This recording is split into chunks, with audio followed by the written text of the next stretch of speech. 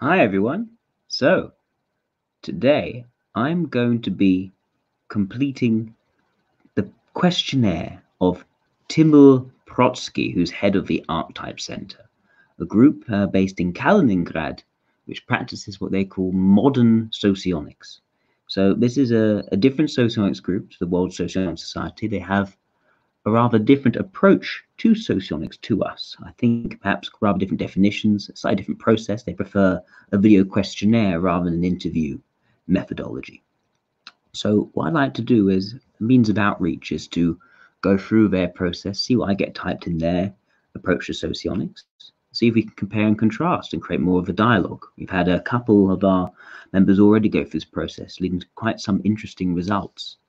So without further ado, let me go to the questionnaire. It's just here. So yes, this is Timur Protsky. I'm reasonably sure he's an LSI. I think he types stuff out as well. He's head of the Archetype Center. He has 11 years experience in psychological analysis. And basically the idea is that it's going to be a video, 40 to 50 minutes ideally. We'll have to see if I can stick to that amount of time. I might go a bit over, so apologies in advance. So yes, let's start with the first question. Introduce yourself, tell us a little about yourself. Are you from, city, country, what do you do, etc. So, well, my name's Jack. Hi, I am the founder of the World Socionics Society, which is pretty large for a socionics group, Facebook group primarily. We've also got a YouTube channel. We got what else we got? We got Twitter. We've got various other kinds of social media. We have meetups in different countries across the world. Of course, none of them actually running at the moment due to COVID-19, but we plan to set things up in Jakarta, had things going on in New York and London, in Minneapolis for a while, actually, and some other places as well. Yes, so that's the main thing which I'm interested in that I like to do. In my own day-to-day life, I am a psychologist, a business psychologist, so specializing in the workplace, helping people to be better at their jobs. I like interviewing people for leadership skills and also designing different tests, not just socionics tests, personality tests in general, also aptitude tests. I'm designing an interesting spatial reasoning test at the moment using 3D paint and 3D build to design certain shapes. So I do quite a lot of that at the moment in my role. I also, in my spare time, I have a range of interests. Socionics being the main one, but also I've always loved mythology and I like history, like interested in zoology as well, and musical theatre, performing arts. I'm actually being put up for some sort of audition, sort of against my will at the moment for this role. I've been an extra on film sets before, but never actually gotten into the final cut. Done a few musical, quite a bit of musical theatre in university. I like anime, I like watching anime, and also various TV series. I like classical music. I like also like opera. I find opera quite fun. And what else can I say about myself? Well, I like linguistics. I like etymology, the meaning of different words. I find that fascinating as well, and understanding different trends in different societies. I find that interesting. So that's all. So I sort of I like anything which I find interesting at a particular moment. Recently, I've been trying to learn the periodic table. Because I sort of want to see how much I can get my head around chemistry, because I'm never very good at sort of the physical side of chemistry, so I want to understand it more structurally. And also, I'm just interested in stuff, basically. I do stuff I'm interested in. I also dabble in a bit of politics. Ran for a councillor role a couple of years ago. I couldn't actually do much with it because I had to move up to Oxfordshire. I have a fiance, getting married in, well, where do we get married? It's a good question. I thought we were going to get married in June, but, you know, COVID-19 happens, so we'll have to see what happens there.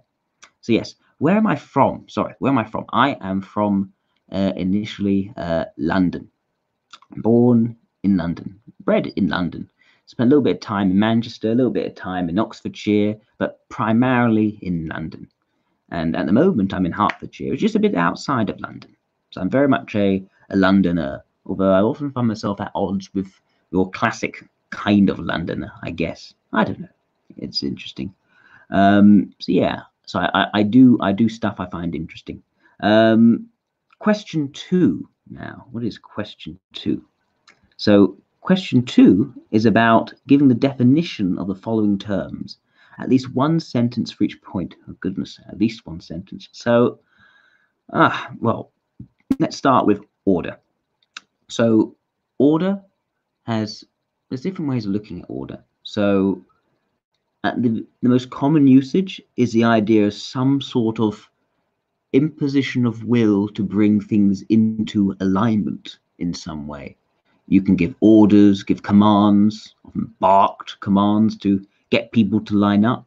You can also talk about order in terms of things being putting into a row, into a line. The idea that order has been created, that some sort of alignment has manifested in reality through the imposition of order. Now that's one kind of order. And the idea is that it also leads to a more harmoniously functioning society, the idea that we need law and order in our society rather than chaos and death. So, and this idea that order stands against chaos in some way, that by creating rules, creating structures, creating that sense of familiarity, that is a bulwark against all sorts of horrible, chaotic things happening to you, say diseases or foreign invaders or other sorts of things which people living in certain towns and cities would have found quite scary. And the idea that a wall around the city was the sort of manifestation of that order and a creator of order, some sort of authoritarian figure, usually at the top of the hierarchy, could be the creator of that order with different people who follow his or her command, policemen, for instance, or town guards would be maintaining that order through some sort of benevolently forceful way.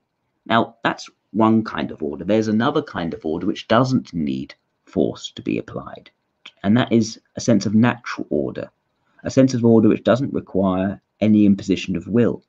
And this can best be found in mathematics, it can be found in theoretical cosmology as well, but trying to find the underlying rules and orders upon which things turn. No one's forcing it, there's no pushing things into place. It just is, and it just hasn't been any other way.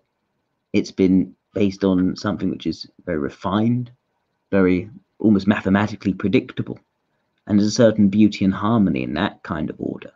So yeah, there are two different ways of looking at order here. I think in terms of the societal order, but also in terms of the metaphysical sense of order. And of course there are then, so in between you have certain orders which people create in a more conceptual way, which they set out their particular categories to make sense of things. You can say that socionics is an ordering. Model A is certainly an ordering. So yes, there are different ways here. There are certainly different ways of conceiving of order. Next, freedom. So freedom is an interesting one because people often consider it to be some sort of positive thing. I say positive in it's the presence of something, how much freedom. But really it's very much a negative thing. Not negative as in bad, negative as in absence of something. Freedom is to not be clapped in irons, not to have restrictions on you. And that's the thing. Freedom is the absence of restriction. But then conversely, that is then the maximization or increase of potential. And freedom for many people can be a scary thing. For other people, it can be a very rewarding and very encouraging thing. Myself, I'm very much inclined to want to maximize the freedom I have, the capability of doing things without actually doing all of them. But for other people, freedom can be a scary thing because again, it's the opposite of order. It is actually that interplay with chaos, because suddenly by being able to do anything, you suddenly overloaded in the decision of what you actually want to do, and that can be a very scary thing. But yes, freedom can appear in all sorts of different ways. It's your own personal autonomy, your ability to make your own decisions and control your own life. For some, for others, it's a sort of freedom just to be able to do whatever you want whenever you want and not feel as if there's any sort of nothing holding you back. And freedom doesn't have to be a very sort of imposed absence of rules sorts of thing. It can be more subtle, be more of a social freedom, the feeling safe to speak out in a social environment where people may require conformity, being safe to air your concerns as well, being feeling free to actually air vulnerability, having that psychological safety. That's another kind of freedom. But more typical kinds, say freedom of the press, freedom of speech, and those sorts of freedoms. And you can see freedom and allowing that potential to play out, allowing people to make the decisions, can lead to benefits. Sometimes it can lead to bad situation where people then abuse that freedom and go in the wrong way, and people then try to order things back because freedom can lead to problems. So, very complex idea of freedom, but at its basic emphasis is that absence of restraint, being free of restraint. The idea of being free is being free of something. Next thing is mind. So mind is an interesting one. It's often thought as being, it's sort of like a combination of different ideas, all quite abstract. Typically, as was initially considered being something to do with memory, some to do with rational thought, some sort of entity, some sort of abstraction, which holds on to different ideas, hold on to different experiences. So it's an experiencing thing, which also focuses attention. That's the two parts, and also uses faculties to think things through, to reach certain decisions. I think those are the main parts of what people think of as being mind. Indeed, someone says that someone has a brilliant mind, well, they mean that they either have very rich experiences or they have profound logical, rational faculties. If someone's feeble-minded, it can be in terms of a lack of imagination. It could be a lack of logical rationality. So the main ways in which you consider mind, and the idea is that mind is both linked to the brain, but also considered to be something a bit separate from the brain, because the brain is very much a sort of physical, the neurons firing, and people say, well, that mind is also that, but the mind's always considered in some sort of abstract, amorphous whole which resides within the brain in some way and sort of floats above it. And in a way, it goes into the idea of consciousness, that mind is about, or at least partially about, consciousness, and what consciousness is and how it develops. Now, I did a philosophy for my BA, so I did a lot of talking about the mind. But this idea that the mind is something which is sort of, you could say, I think it's probably something which is generated out of a complexity of the brain. And the mind is something which is perceived to be something alive, something more than the purely mechanical, perhaps because the purely mechanicals reach a level of complexity that cannot be understood. And once you miss miss being able to calculate such complexity, you create that thing which is amorphous, appears to be amorphous, appears to be abstract, which could be the mind. So, yeah, that's what I think about the mind. Stupidity is the next one. So stupidity. Now, this is an interesting origin of stupidity. It's about being stupefied. Before it was about being sort of someone who lacks intelligence or lacks common sense, which is what we often call now. It used to be that someone who was struck dumb, someone who was stupefied by an amazing, awe-inspiring event. And the idea that we're overwhelmed by some sort of experience, but there's nothing we can say to it. There's nothing we can explain about it. It's beyond our ability to explain. So, and over time, it became, rather than someone who is stupefied by their experiences, it's someone who's more consistently unable to handle, perhaps, the experiences in sort of daily life that to others may be entirely explainable and manageable. To the stupid person, it's someone who, when presented with these sorts of challenges in life, they're unable to get through them. They do not possess the mental faculties to grasp what needs to be done and to find some sort of solution. It could also be someone who just, through whatever fault of their own, you always through a fault of their own, ends up in bad circumstances, bad outcomes. And people call themselves stupid. It's not because they are stupid, it's because they've done something wrong. So the stupid person's become someone who repeatedly does something that is wrong. But from that, it implies, as it used to imply, a lack of intelligence. Now the word stupidity is just doing things wrong, someone who just does something wrong. Now we get to traitor, which is another interesting word. So traitor is often meant, it literally means someone who has betrayed trust, someone who is treacherous. Now, it is interesting because you could use that for a close one-to-one personal relationship. So let's say Polly was talking to Sally about a secret, and Sally then disclosed that secret to Anne, and as a result, Polly thinks that Sally is a traitor. Well, that doesn't happen. Polly does not call Sally a traitor. We don't use the word traitor for personal one-to-one relationships anymore. Instead, traitor is understood as someone who betrays either some sort of code or some sort of collective which is put under the said code of conduct. So a traitor is usually a traitor to their country, traitor to their group, traitor to their affiliation.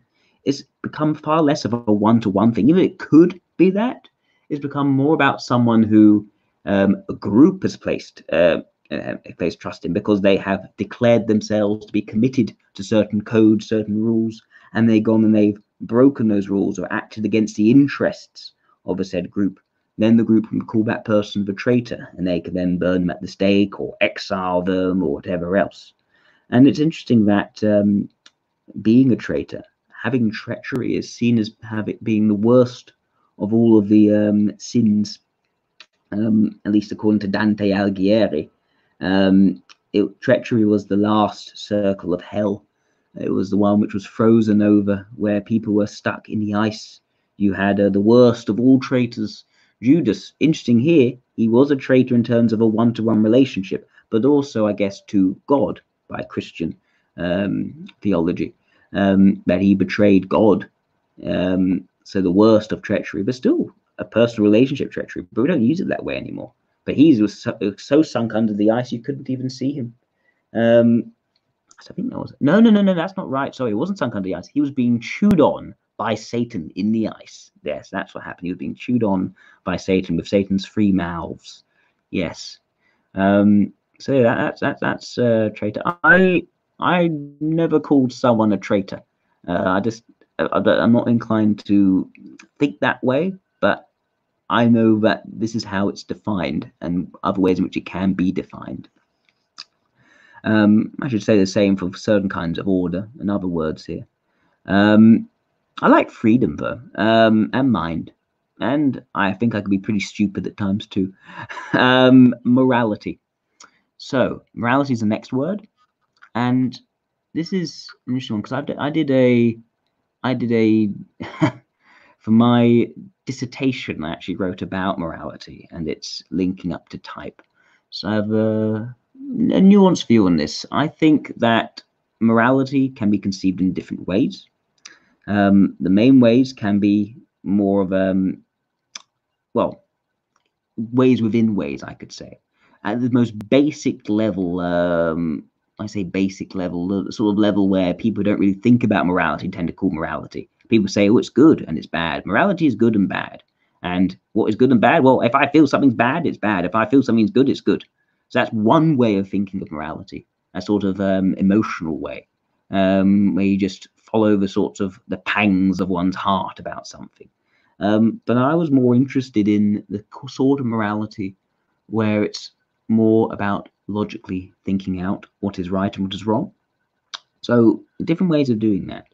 So one is deontology. Deontology is the idea that what is right or wrong is based on certain principles, and that the right thing to do is to follow those principles, the wrong thing to do is to break those principles. So different ways of doing that. The way that Kant did it was he thought that Moral rules are those which are made into categorical imperatives. But if everyone were to do that, that would be fine. That people wouldn't hurt, people wouldn't suffer. And that bad things are those which, if you try to make into categorical imperative, they led to bad outcomes. So, but there are other, and they used to talk about other sorts of things which would be immoral because they lead to contradictions in what you want and what you actually end up doing.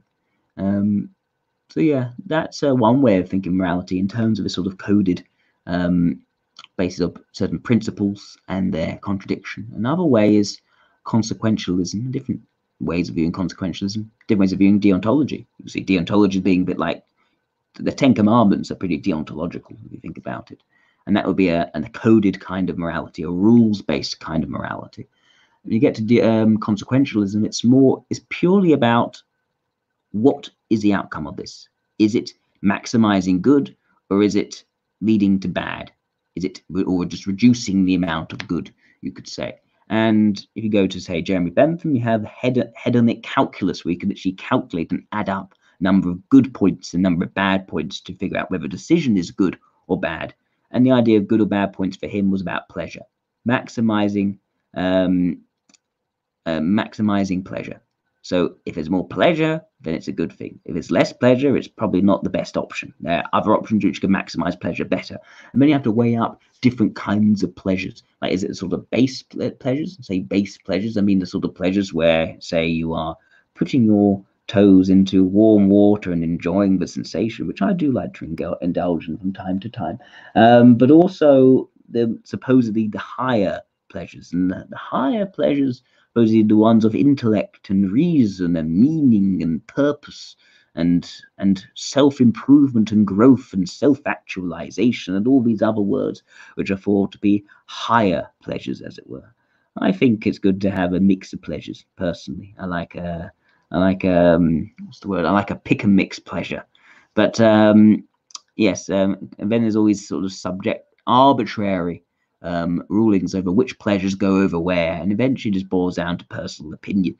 So that's another kind of morality, maximizing pleasure by any means necessary. You can do all sorts of bad things which seem bad, but if for a good outcome, there's actually good. It's a pragmatic approach to pleasure, approach to morality, you could say.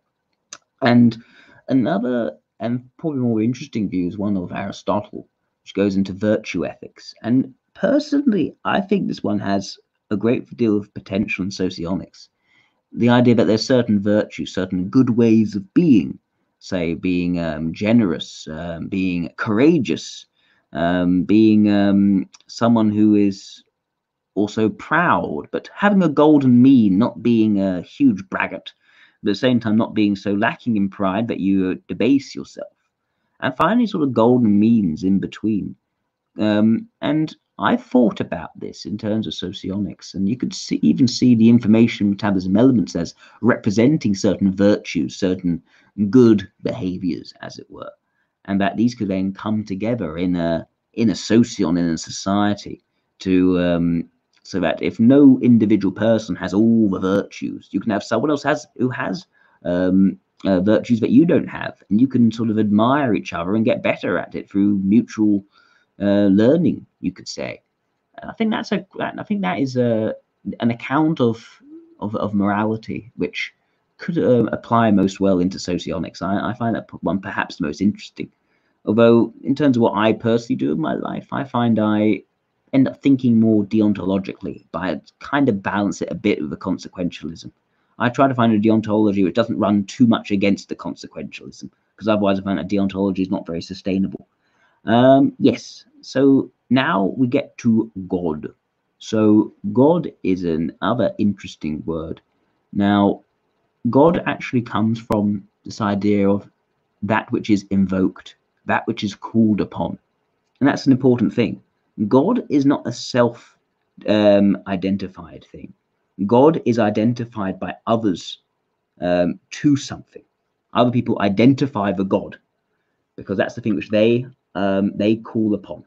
They invoke to help them through certain struggles, because this is some sort of being, some sort of manifestation which has greater power, greater capability and potential, which people who would be the mortals, you could say, do not have. And that person can be called on, invoked on to make things happen which nature is not yet at the moment letting happen. Say there's no rain, you pray to the god for the rain. Say there is a war you need to fight and you may die and your family may be left with no one to provide the bread for the family. Well, you prayed to the god of war so that you win in your war. And more recently in our history, we've combined the different gods who represent different things for solving different problems through their greater power, as it were, their great ability to solve problems through some mystical means. We've managed to combine this together into one god, one almighty benefactor. And we've seen that person as being also the creator. God being something which not only is invoked upon to help us through challenges in our life, but also something which created the world and has put us in some sort of moral and spiritual journey, going through the presence of evil, for instance, to develop spiritually and therefore be rewarded a place in heaven in the afterlife. So I find God is another interesting, very interesting word. All these words are interesting, really. If you look any word, if you look into it enough, you can find that it's interesting, in my opinion. So yes, that is God. Human being is the next one. So it's interesting because human being, there's two words here. It's not just one word, and that's important because you can look at human as what is human? Homo. It is a hominid, hominin, not hominid, a hominin, and hominin are those sections of the primates, of the apes, of the great apes, those sections which walked upright, which we've called man, Homo man. And so it's a certain collection of groups which is not too easily distinguishable, actually, from the beasts, from apes, from monkeys, from prosimians like lemurs. But the point is, this human, this Homo, is also a being, and that's important. No other creature is called being. There's no squid being. There's no whale being. It's only human, which is called the human being. And the reason why that is the case, the reason why they use the word being, is because the human has traits which supposedly make it not a beast, something other than a beast, which is a being. The opposite of the beast is meant to be the being. It could also be a vegetable, but of course not going to call us the human vegetable, are they? So it's going to be the human being. And the idea of being is that it has this has the ability to think in a salient way, the ability to actually, not say it, so in a lucid way. It has lucidity of thought. It is a sapient. That's it, sapient being. It is some sort of organism which, rather than being reduced to sort of base reactive instincts, say hunting, feeding, breeding, pooping, and all those other sorts of things, rather than just following its instincts, it is something which can think about itself and can actually think about what sorts of decisions it can make which are going to break the natural instinct. It is something which can look in the mirror and identify itself, rather than to see another beast in the mirror and jump at it. Of course, there are other beasts which actually can do that to some degree as well, but we like to think that we're special in that way. And we are special in many ways. Human beings have the ability to think creatively far beyond what any other animal can do. The ability to also to form long-lasting communities, unlike the poor octopodes who can't. That's one of the things holding them back, is they're not very sociable. Octopodes they just have sex and then it kills them.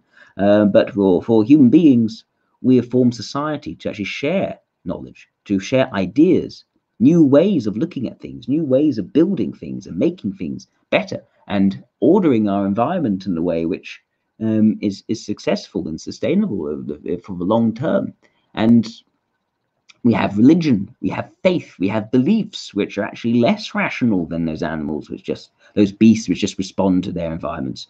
We believe things that can be mystical and fantastical, whereas an ape doesn't believe in anything mystical and fantastical. So these traits, these qualities, are what we call something as being a being, rather than just being a beast. So that's the thing. Human, that is talking about what sort of species we are. Homo sapiens sapiens, the wise man. But also we have being, to say that we are of the species, but we're also something different from all those other beasts out there, which, poo in the dirt. We do other things which are better. Saying now, there's plenty of humans also poo in the dirt, but you know what I mean. Okay. Next, we're on to work, the word work. Now, work is different ways of looking at the word work. So physics talks of work as being a product of energy and displacement. The idea that by putting energy into something, and if you've moved something as a result, that movement through the amount of energy required to move it, that is work.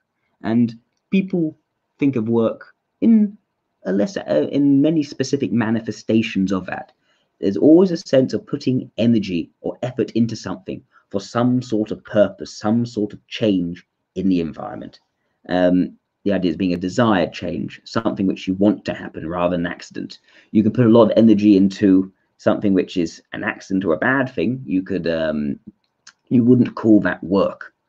So work implies energy put into an achievement of some sort.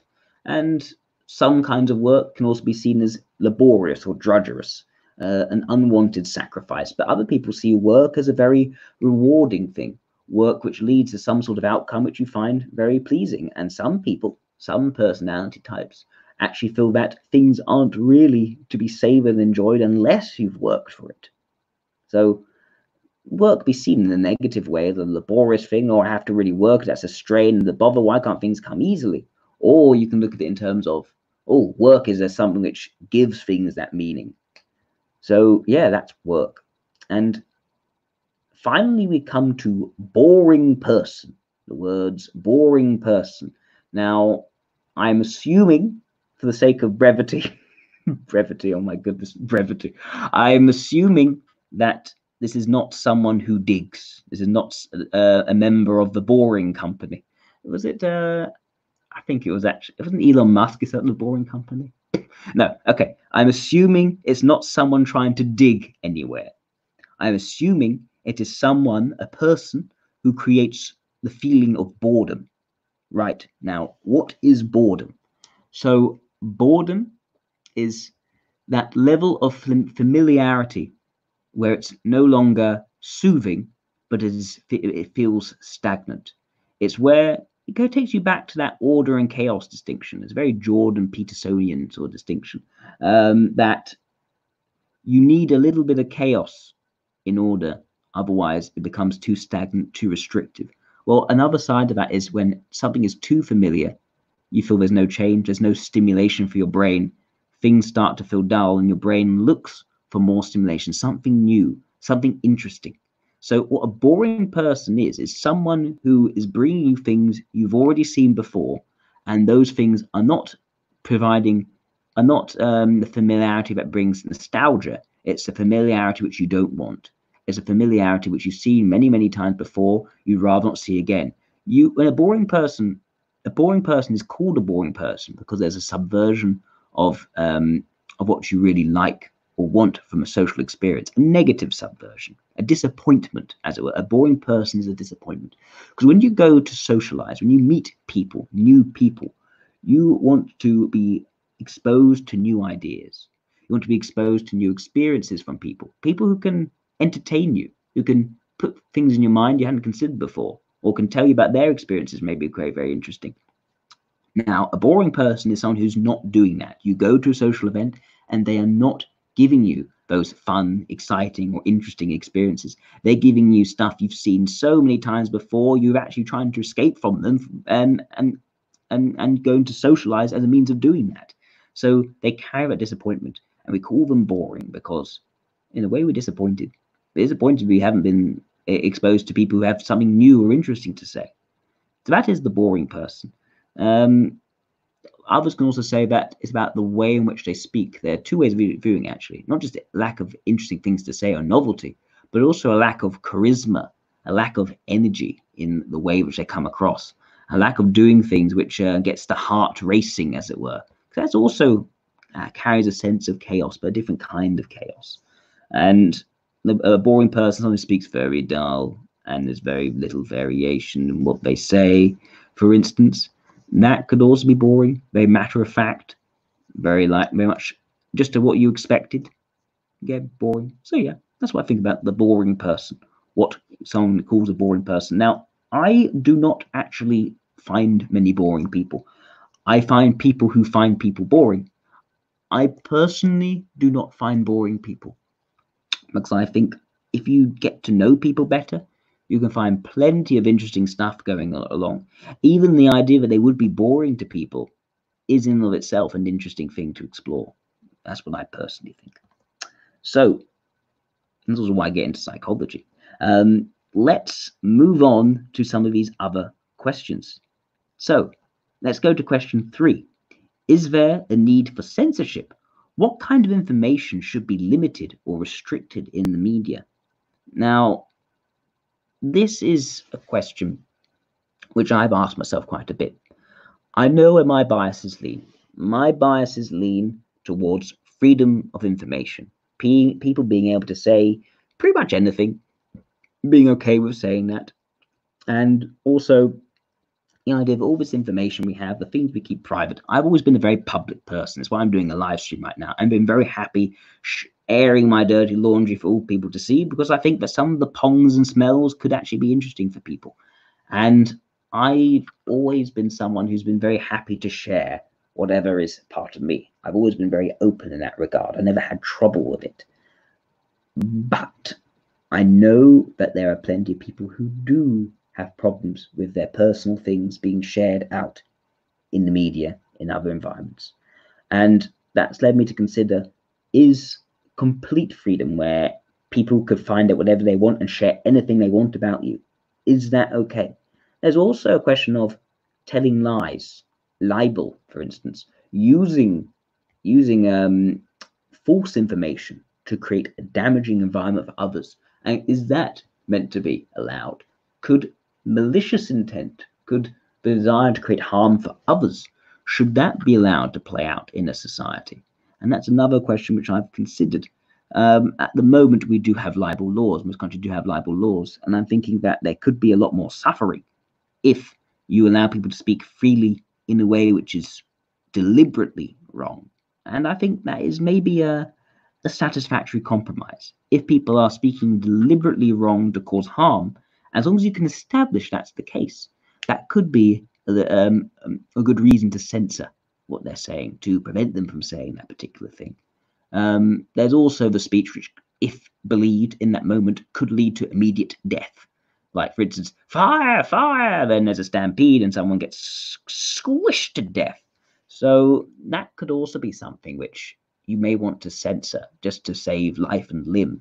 But in general, I would say that, also incitement to violence, when you're telling people to go out and kill someone, is basically like killing them yourself, but you're telling someone else to do it. I can see that also being a legitimate reason where you censor that kind of speech. But then there's a sort of censorship where I said press freedom, where can the press air whatever facts there are, true things, true information, but should everyone be allowed to know all that information? Now, I think there is something to be said about the government having some plans it may be working on to achieve certain objectives, so that people should not know about those plans. Because otherwise they won't be able to achieve the plans they can do, and they won't be able to protect people. Maybe that's another acceptable compromise on freedom of speech, where to achieve aims which are important for people's safety, that they may need to keep something quiet for the time being, with the promise that as soon as they can, people will be able to know about this sort of thing. Again, my bias is very much for people knowing stuff. If things being open, people knowing and finding out eventually. I take a pleasure in telling people things and how they may react to it. I think that just puts so much more potential in the world, rather than people not knowing and people just moving by without actually interacting with something which was true, which was there. And then there's kind of censorship where someone has private information, a private person, as private information which is taken by the press and put in the public eye. I think of, say, celebrities and saying even the identity of people who are accused of crimes but not yet guilty, not actually found to be guilty of those crimes. And situations like that, where by people getting information, they could either come to physical harm, like someone who is accused of being a rapist or a murderer, but is not actually found guilty of those crimes. Should people know their identity and hound them and ruin their life, even though they were actually found to not be guilty? That's one kind of censorship that maybe one could consider, but then how to do it. And another is, I said that about someone who's private, say a celebrity, right? Say a celebrity is, say they take their pants off and they beat one out in the lounge, and let's say there happened to be a little crack in the window, and a paparazzi managed to film the entire thing and make a sex tape and release in some sort of tabloid. Should that be allowed? Should that private action, and something which everyone does, but should someone be under constant threat by being famous or being subject to that sort of embarrassment? That's another thing which I wonder, should that maybe be censored? Is that the sort of information which people one, want to see, and two, is it the information which actually, for us to exist harmoniously in society, we should not be under constant threat of that being turned up and revealed to everyone else? So yeah, maybe that could also be something which could be censored, where it's personal, private stuff, it's not anyone else's concern, and the person does not consent to that information about them being put into the public eye. I think the consent part is important. So yeah, I think those might be the kinds of information which could or should justify be restricted in the media. I'm still not entirely sure how much it should, but certainly to have these debates and discussions to see where people are on these issues, because I think freedom of speech is a very important thing. So each thing that we do needs to be seen as an exception to the rule, and a justified exception to that rule of freedom of speech. I think we can't just treat that as a light subject. It needs to be thought of exactly why are we making these exceptions to an otherwise lack of restriction on speech. So now we turn to question 4. What events of the modern world disturb you the most? Why? What do you think has to be done to fix the situation? Oh, I think the thing that disturbs me the most is rap music. I can't stand that stuff. No, I'm joking. I don't get disturbed about events in the modern world. I don't find it disturbing. Sometimes can make it sound that way for alarm, but I don't find it disturbing. I've already considered some of the worst ways in which society can develop, and I can see it turning around for the better over the next few centuries. I know that bad things are going to happen eventually, whatever they are. I don't know. I don't know what will happen. I can think of things which may happen and which are likely to happen, but I don't know what will definitely happen. So I don't know what exactly is disturbing. I mean, I could say that we may be sliding into more of an authoritarian style of government, but when I say, is that really disturbing? We've lived for most of our societal lives under highly authoritarian governments. Things have never been better than they are right now. I don't just assume that society will continue to get better. I think it could easily get a lot worse. We need to be wary of that, but I don't find it disturbing, because if it does happen, like, okay, I just need to think about how I'm going to manage and survive and thrive in that sort of environment. Right now, we're in a COVID-19 situation, which many people be finding quite disturbing. The idea, for instance, for me, that if my grandparents were to step outside the house, there's a chance they can catch an illness which has a reasonably high chance of killing them. So that could be disturbing, I guess. But at the same time, I'm thinking, you know what? They're in their 80s.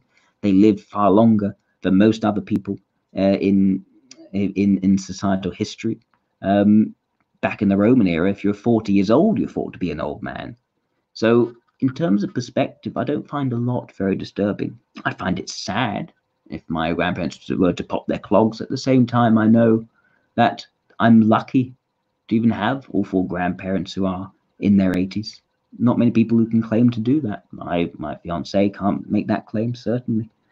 And so, yeah, I don't think there's a lot which really disturbs me. I felt that I've made my peace with the majority of things which could happen. And so what do I think has to be done to fix the situation? Well, depending on what it is, there are all sorts of fixes. I don't know if they'll actually work. I can talk about how they might work. I can be reasonably confident about some aspects, but I still have to deal with uncertainty.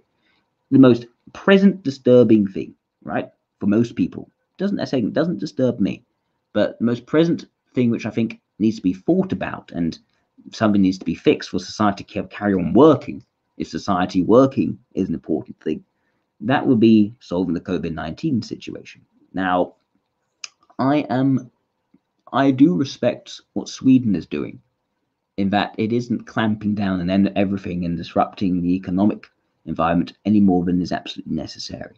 I think it is inevitable there are going to be lots of deaths in COVID-19. The question is how to keep the deaths down in all respects. So you could keep the deaths down in terms of reducing the people who may get COVID-19, keep everyone protected from COVID-19. But you could also think about other parts of this, right? People who are dying from economic fallout. You could even be that more people die in the long term from the economic fallout than from the virus itself. So that's another thing to consider. Some countries aren't considering that very much. Say Spain, you could say Italy hasn't considered it very much. But then there are countries like Sweden, which is considering the economic factors over the virus. And that is fine if you've got a health service which can at least manage numbers of people who are seriously ill with COVID-19. Even then, people will die. We know people will die. People are dying, have died, unpreventably have died. And we make our peace with that as well. But in terms of the preventable deaths, minimizing preventable deaths, I think is the important thing here. So what we don't want to have in the UK, where I live, in the UK, is a situation where we allow the virus to spread uncontrollably to a point where more people are seriously ill than our health service can manage. And so we have to eventually choose quite arbitrarily who lives and who dies. Some people say that may already be happening in care homes at the moment. So when I'm thinking about how to fix that situation, I'm thinking you've got to, and I agree with the government's view that you've got to delay the peak, spread it out over long enough time for the health service to be able to manage and look after and treat those preventable deaths out of them next to those which are, of course, unpreventable. You've got to delay that peak. But eventually, I think, work towards herd immunity. Now, that could be via vaccine, but that's likely going to take a long time. It could be about enough people getting infected, going through it and surviving, that it's okay. And most people, it seems to me, get it and it's absolutely fine. So personally, I'm not worried about contracting COVID-19. I think it's very unlikely I'm going to be in the small minority of cases where someone who doesn't have an underlying health condition, is not an old age pensioner, gets it and dies. It could still happen. But then again, you know, I could die. I'm probably more likely to die in a car crash than die from COVID-19. Knowing myself, I probably am quite a bit more likely to die in a car crash of COVID-19, but I still passed my driving tests. I still plan to be driving and taking that risk with my life. We all take risks with our life every time we step outside the house. So, and even if we stay in the house, we're taking risks of our life. There are risks everywhere. So I think going towards herd immunity as soon as possible without causing your health service to succumb to the large numbers of people needing treatment, having to choose who lives and dies. That's the way I think it should be done. And doing that so that you reduce the economic impact, which can lead to all sorts of other deaths along the line. That's all I think. It's not an easy fix. It's a sort of long, careful looking, seeing if it's working, maybe try something a little bit different just to slow things down or speed things up, because we don't know what we're doing. We have no blueprint yet. We've had many viruses in the past. We have far worse conditions in the past. Say, bubonic plague killed way more people than COVID-19 has killed so far, or probably will kill. But it is still something which we're figuring out. We're not used to pandemics. We haven't figured out the way of solving them in a global economy. And that's the thing. This is one of the first major pandemics of a global economy. So yes, those are my thoughts on what is probably disturbing the most. But it doesn't disturb it, but I think other people are clearly very disturbed. Okay, question 5. Describe the situation in the world it says, well, describes the situation in the world in 2017. I imagine they mean 2020 now. I think this is an older questionnaire. And then give a brief forecast for the coming years. So the situation COVID-19 oriented, I'm going to try and consider it outside of COVID-19 as much as I can in terms of what the developments were. So developments that were, at least in countries like the UK and the US, is an interesting move. It's a move away from finding leaders who are more technocratic or even more conventionally highly managed, charismatic, the Tony Blairs and the Bill Clintons, towards politicians who have that sort of authentic, I say authentic in the sort of quote authentic way of speaking out and sort of shattering and pushing against social and political norms. There's a desire for change both from the political right and the political left. Both are looking for change in either ideological change on one from the left, or the change in personality to fight this ideological change from the right. So I find that as quite an interesting development. Other developments, we are more than ever connected, highly connected in the internet. To me, to say that is trite now. Everyone's saying the same thing. We are highly connected. I'm talking to way more people than someone in my position would 50 years ago. I'm like some sort of priest with a gathering of loyal attendees. Right? I wouldn't have achieved that station in life way back before there was internet. But I do have that platform. I have a platform of hundreds of people, 1,000 people actually, 1,000 subscribers. Now, I get that through the internet. We are so connected. I can talk to anyone I want at any particular time. That's a major trend. And we're only becoming more connected through more social media to share more aspects of ourselves. That's why I think that, well, it's why my ideas on, the lack of censorship is almost inevitable. We're going to be able to find out everything about each other at some point in time.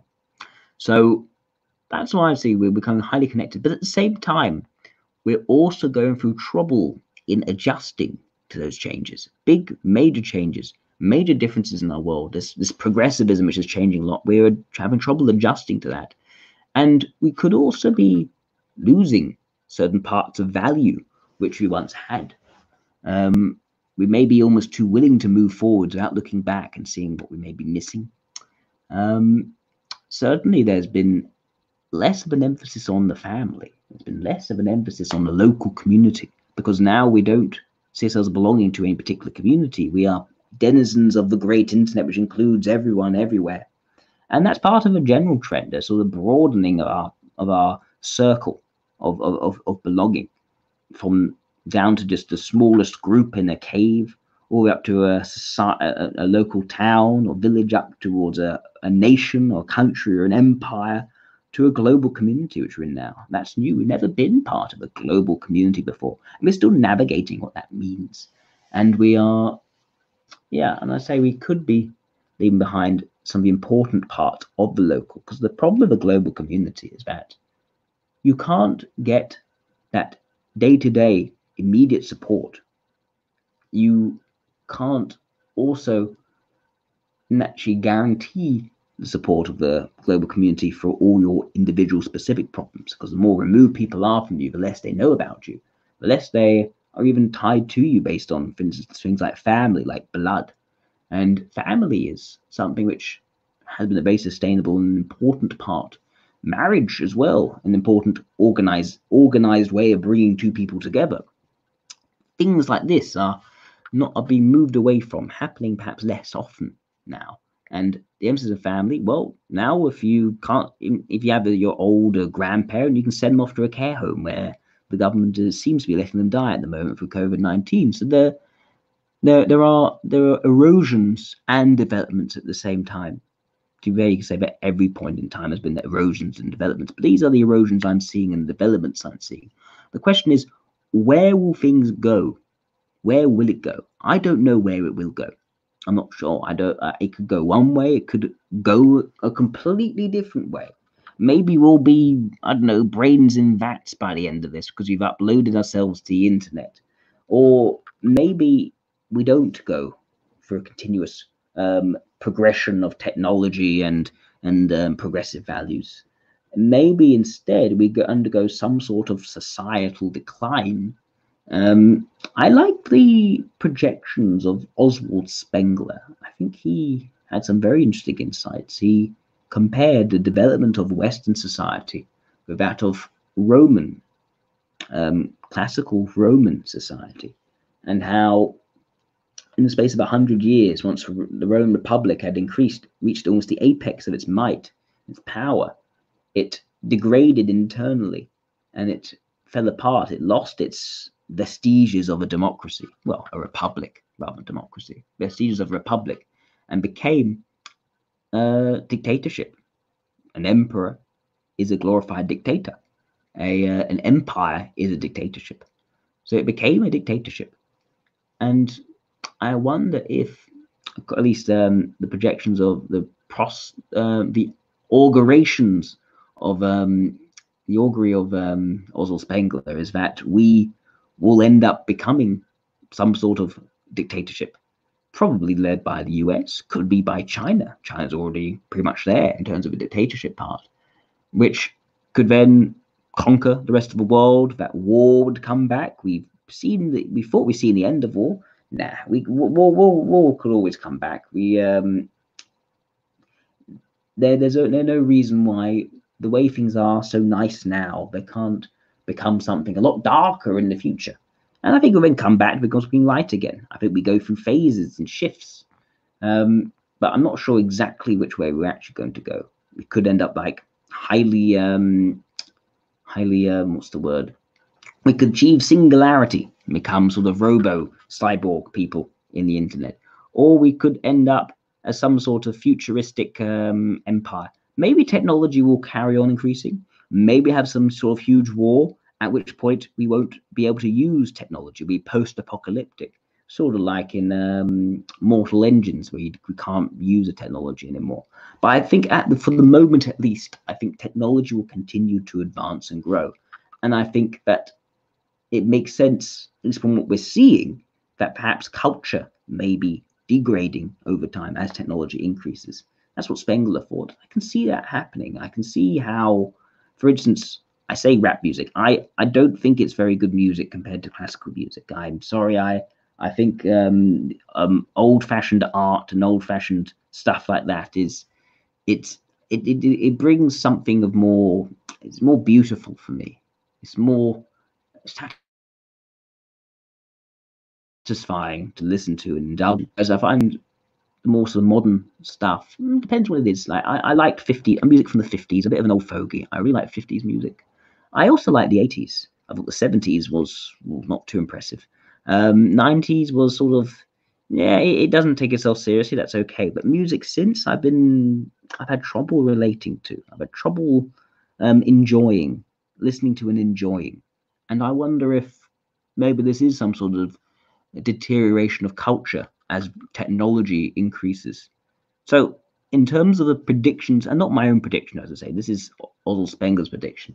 I think that prediction seems to make a lot of sort of intuitive sense, but I'm not going to commit to it because I could see it going that other way where we just become singularity.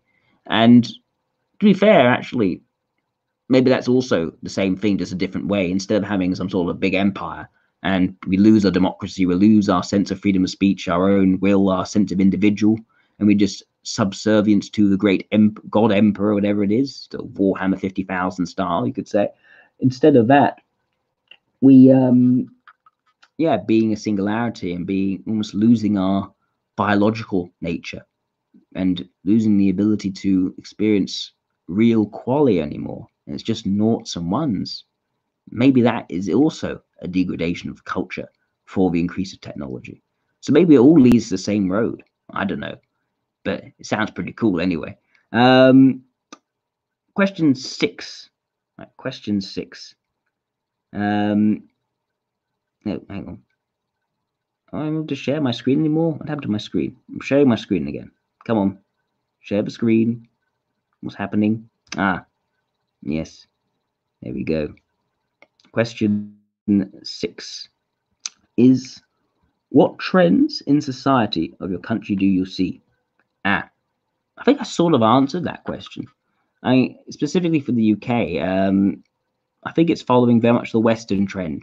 I don't see the UK as standing out against the Western trend. There are certain differences, certain flavors. I think that the UK is still trying to figure out itself. It's a country that's been quite open-minded, quite tolerant, open to difference, open to eccentricity. That's one thing I love about the UK, is that it is so open. But also, hang on, tea break. Oh, I let it go cold. Ugh. I'll just finish it off. Okay. So,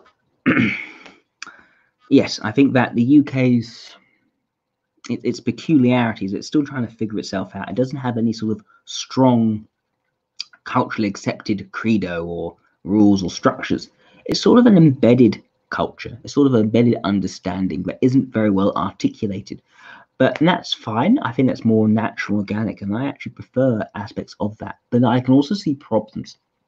I can see problems in terms of then conveying and communicating that to people who are coming in to the country who haven't had the chance to embed certain aspects of those cultures. And it leads to sort of this multiculturalism, which, being open to immigration is important. You've got to have immigrants. You've got to have people who contribute to culture to bring good things. But going through immigration requires an integration, requires a process of factoring in this newness and making it conducive to the whole. And I think by not having a good articulation of the British culture or creed or whatever it is, by not having that, we're not doing very well at the moment at the integration. That's because the rate of immigration has increased. It's far faster than we're used to sort of naturally developing and managing. And I think that's causing certain cultural shifts and developments. I can see that playing a role in Brexit, not the big role, but a role in Brexit. I think autonomy, as for an island nation, tends to be quite important anyway. Japan also, autonomy is very important. Also, Japan has the issue of, it's also quite cautious about immigration, but the UK is far more open to that because they've been invaded by different peoples all the way throughout history. You've got the Angles, got the Jutes, you've got the Saxons, of course. You have the Romans coming over, you have the Normans, you have all sorts of immigrants coming to the UK way before people started varying in skin color or language. Well, no, definitely varied in language, but skin color, for instance, or faith. Actually, with him, it was faith because the Saxons were actually pagans and the Britons by that time were Christian. But I need to get back to the point. The point is, I think that the UK needs to has a particular flavor on these same trends which we're seeing, where it's not quite able to articulate itself. And I think it needs to be able to articulate itself so it can best make use or enjoy or capitalize on the wealth of immigration that has come into our country and factor in all that newness. Next question 7. What kind of person should govern in the country, and what form of government is the best? You may give examples and or your explanations and thoughts. So, I should say the first question. What kind of person should govern in the country? The kind of person varies. The ideal kind of person varies. It depends on the needs of the time. It depends on what the country wants, what the country feels they need. It's interesting. If you look at American presidents, you can see a certain, we went through the personality types of American presidents. Each one satisfies some sort of need which the previous one opened up. So, for instance, take George W. Bush. He didn't provide that much. George H.W. Bush, very much a practical, hands-on manager sort. He didn't provide much of that sort of visionary charisma. Whereas Bill Clinton did provide that visionary charisma. Take Richard Nixon and Gerald Ford. It's more about Richard Nixon than anything. The sort of the moral decline that happened following his impeachment. Well, his near impeachment. He was going to be impeached, but he left before he could be impeached. And there was sort of a jaded times as a result. And you take Jimmy Carter, meant to be his new moral purification president. People felt good that they brought in this sort of seemingly moral figure. So things like this, each president creates the next president. Obama's lack of initiative, lack of driving force, was something which created Donald Trump as being the ideal president to fit the hole left by Obama. Each president creates the hole which is then filled in by the next, I think. So I think in terms of what kind of person should govern the country at the moment, I think someone who is an innovative problem solver, someone who thinks outside the box, who can also keep people's spirits up in a time of great malaise. And who is that? Boris Johnson. He is the kind of person who should govern in the country at the moment. He is very well placed, I think, for where the society is at the moment. A society which has been through a period of malaise and stagnancy, a society which has been frustrated by a lack of innovative, can-do problem solving and optimism, largely created by Theresa May, who came before, very, very different prime minister. So yes, that's who I think should govern in the country. And what form of government is the best? Well, I think the form of government is the best is the one which I accompany at the moment. I am a big fan of these democracies which are constitutional monarchies. I like those. I like them more than republics. I think that the good thing about having a queen is that she occupies some sort of ideal, that she herself, she represents an ideal without actually acting out that ideal in some sort of tangible, material sort of way. She doesn't act out her power in any way. She sits as a figurehead, something to look up to. And by doing that, she carries a sense of symbolism, a sense of, there's a religiosity to it as well, a sense of, she's a symbol of the country, as it were. That's what the monarch has become over time. There's a gradual process from what used to be a conqueror ruler, say William the Conqueror, through to this sort of more symbolic manifestation of this sort of sublime nobility and royalty and morality and all these sorts of other stuff. The monarch seems to fit in that figure in the constitutional monarchy. And they are sort of untouchable. They're above the daily grind of politics, the quagmire of, and they sit in the place of unquestionable dignity as a result, something to look up to, but never to dirty itself by actually getting involved in anything. So that's interesting. It occupies that figurehead position, that symbolic position, and then you allow the politicians to actually do all the sort of muddy, climbing up the greasy pole stuff, which power-hungry people will do.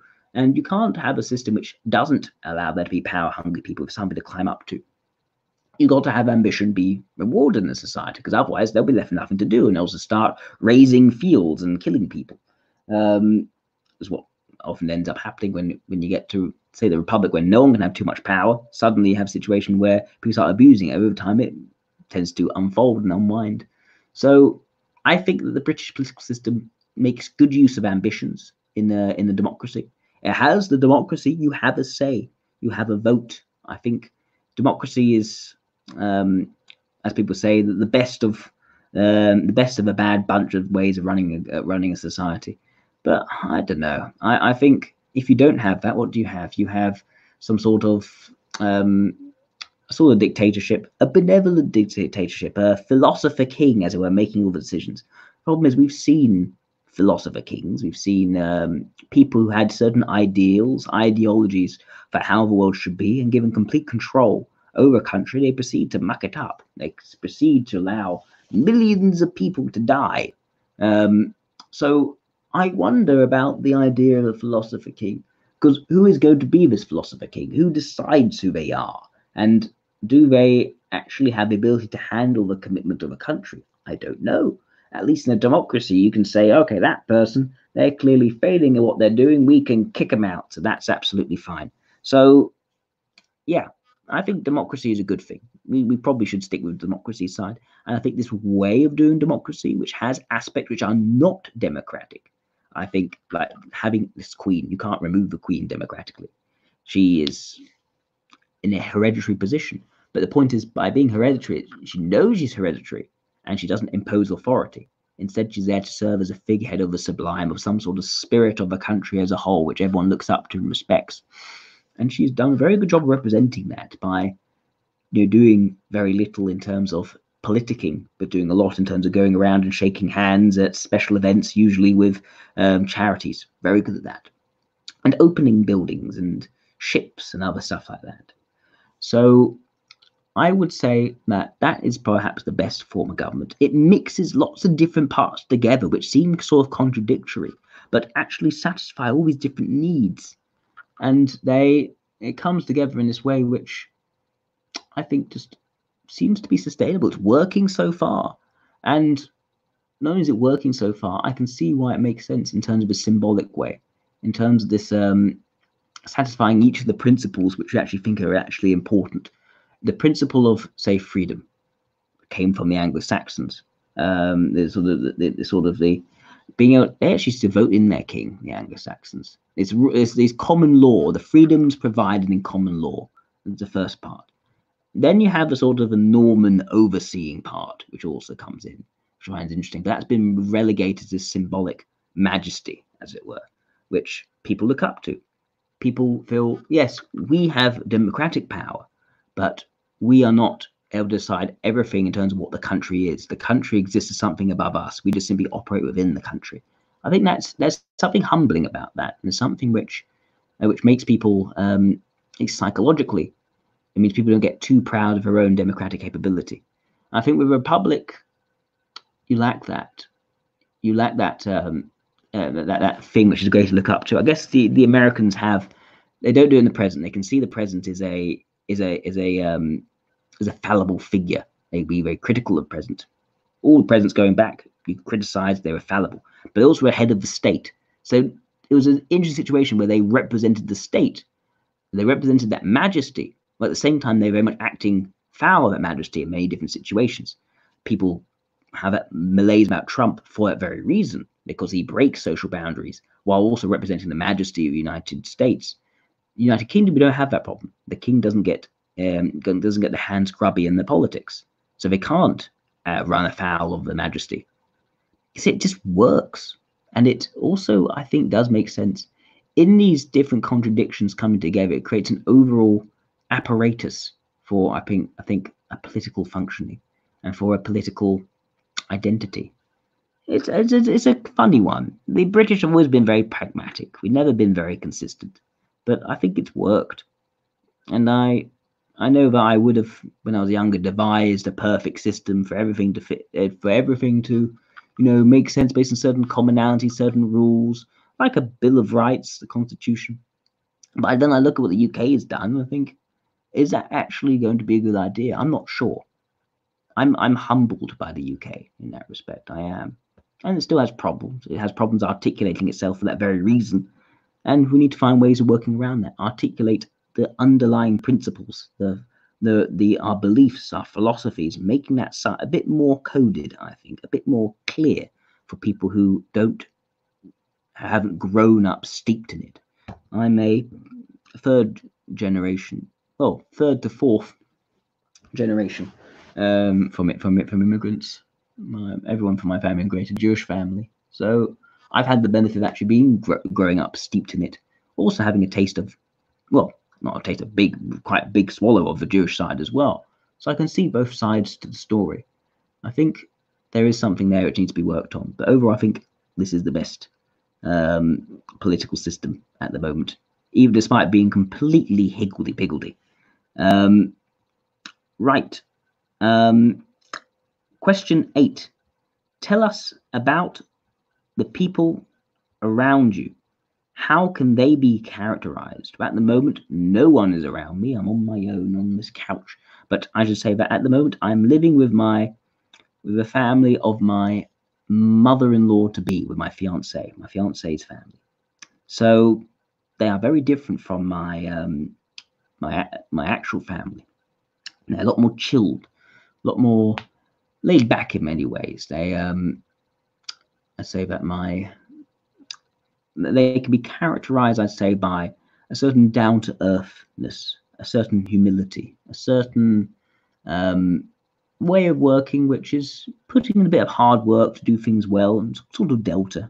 My mother-in-law to be is Delta, and my fiance is an Alpha, an SEI, so also chimes quite well with aspects of a Delta-ishness, you could say. And yeah, I think the idea is that it's quite a relaxed existence. There's very little conflict, very little shouting. There is it's quite peaceful, actually. From the main thing I would say. Yes, whereas I'd say that from the family I was with before, my actual family, is far more intense, far more dramatic at times, more exciting, you could say, as a result. Very, very different lot of people. More critical, more openly critical of things, more like to have arguments, to get things out on the table and have a fight about it. And I usually sort of sit and I provide sort of like the voice of reason for these different debates. And I like helping out. I like helping out to clarify things and calm things down. So yeah, yeah, that's what I think. That's how I characterize the major themes. I could go into the individuals as well, and how they individually might be characterized, but I think we'll be here all night. Probably will be here all night anyway, looking at how long this is going. Sorry, Timur, I apologize. I knew this was going to happen. Right, question 9. Do you have the inner circle people? How is it formed? How it is formed? What kind of people get to your circle? It's been translated into English from Russian. That's fair enough. So, yes, I have sorts of inner circles for various projects that I do, and the membership of those inner circles can change over time or not. There's very little stability in my circles. I'm not very good at maintaining said circles, but generally what happens is I do something which I like to do. At the moment it's most about socionics. It also can be about politics, and people who are helpful in that, people who share my interests and help me in pursuit of my interests, they tend to hang around more, and I tend to usually in division of certain structures, naturally there can be hierarchies. Like, for instance, if in my political stuff there was a committee, so I was chair of a committee, and I had people who were elected to that committee, and I made sure that the people who I thought would be most helpful to actually achieving our aims eventually got elected. And that would have been the inner circle. But as soon as that project was over, I didn't really speak to many people again. Maybe one who was already a friend beforehand. And even then, I'm pretty bad actually still speaking to people unless it is something to do with my interests. I try, it just falls apart. I'm not good at that. I'm not good at thinking about people other than the reason for which the circle was created is maintained. If that's gone, the circle falls apart, and I often forget about talking to the people later. I'm not good at it. But yes, in Socionics, there's actually 2 circles, you could say. There's my moderator circle, which I'm not very good at attending to, unless there's some sort of problem on the group, which is like I can talk to them more. And also my diagnostic team, who I do also talk to every now and again. I'm not very good at maintaining contact with each of them at the moment, because I've been doing other projects which don't require the diagnostics so much. And sort of more of a lone person in that respect, but also talking to individuals more as a result for each particular project. But I do like having, for me, I like having circles. I'm not so focused really on maintaining an inner circle for the sake of having an inner circle. It's more useful to have an inner circle, but I find I'd rather have a circle with everyone. I like the World Socionic Scientific Group. It has 2,600 people. I like the fact that everyone can be part of that, and I can talk to anyone there. And there's nothing sort of hiding me from everyone there. I do find that I tend to float aloof above everyone. But when I do want to engage, I like to be able to engage with everyone. So, yeah, I'm not the biggest fan of having an inner circle. I don't derive so much pleasure from having the inner circle, but I can see how inner circles do develop.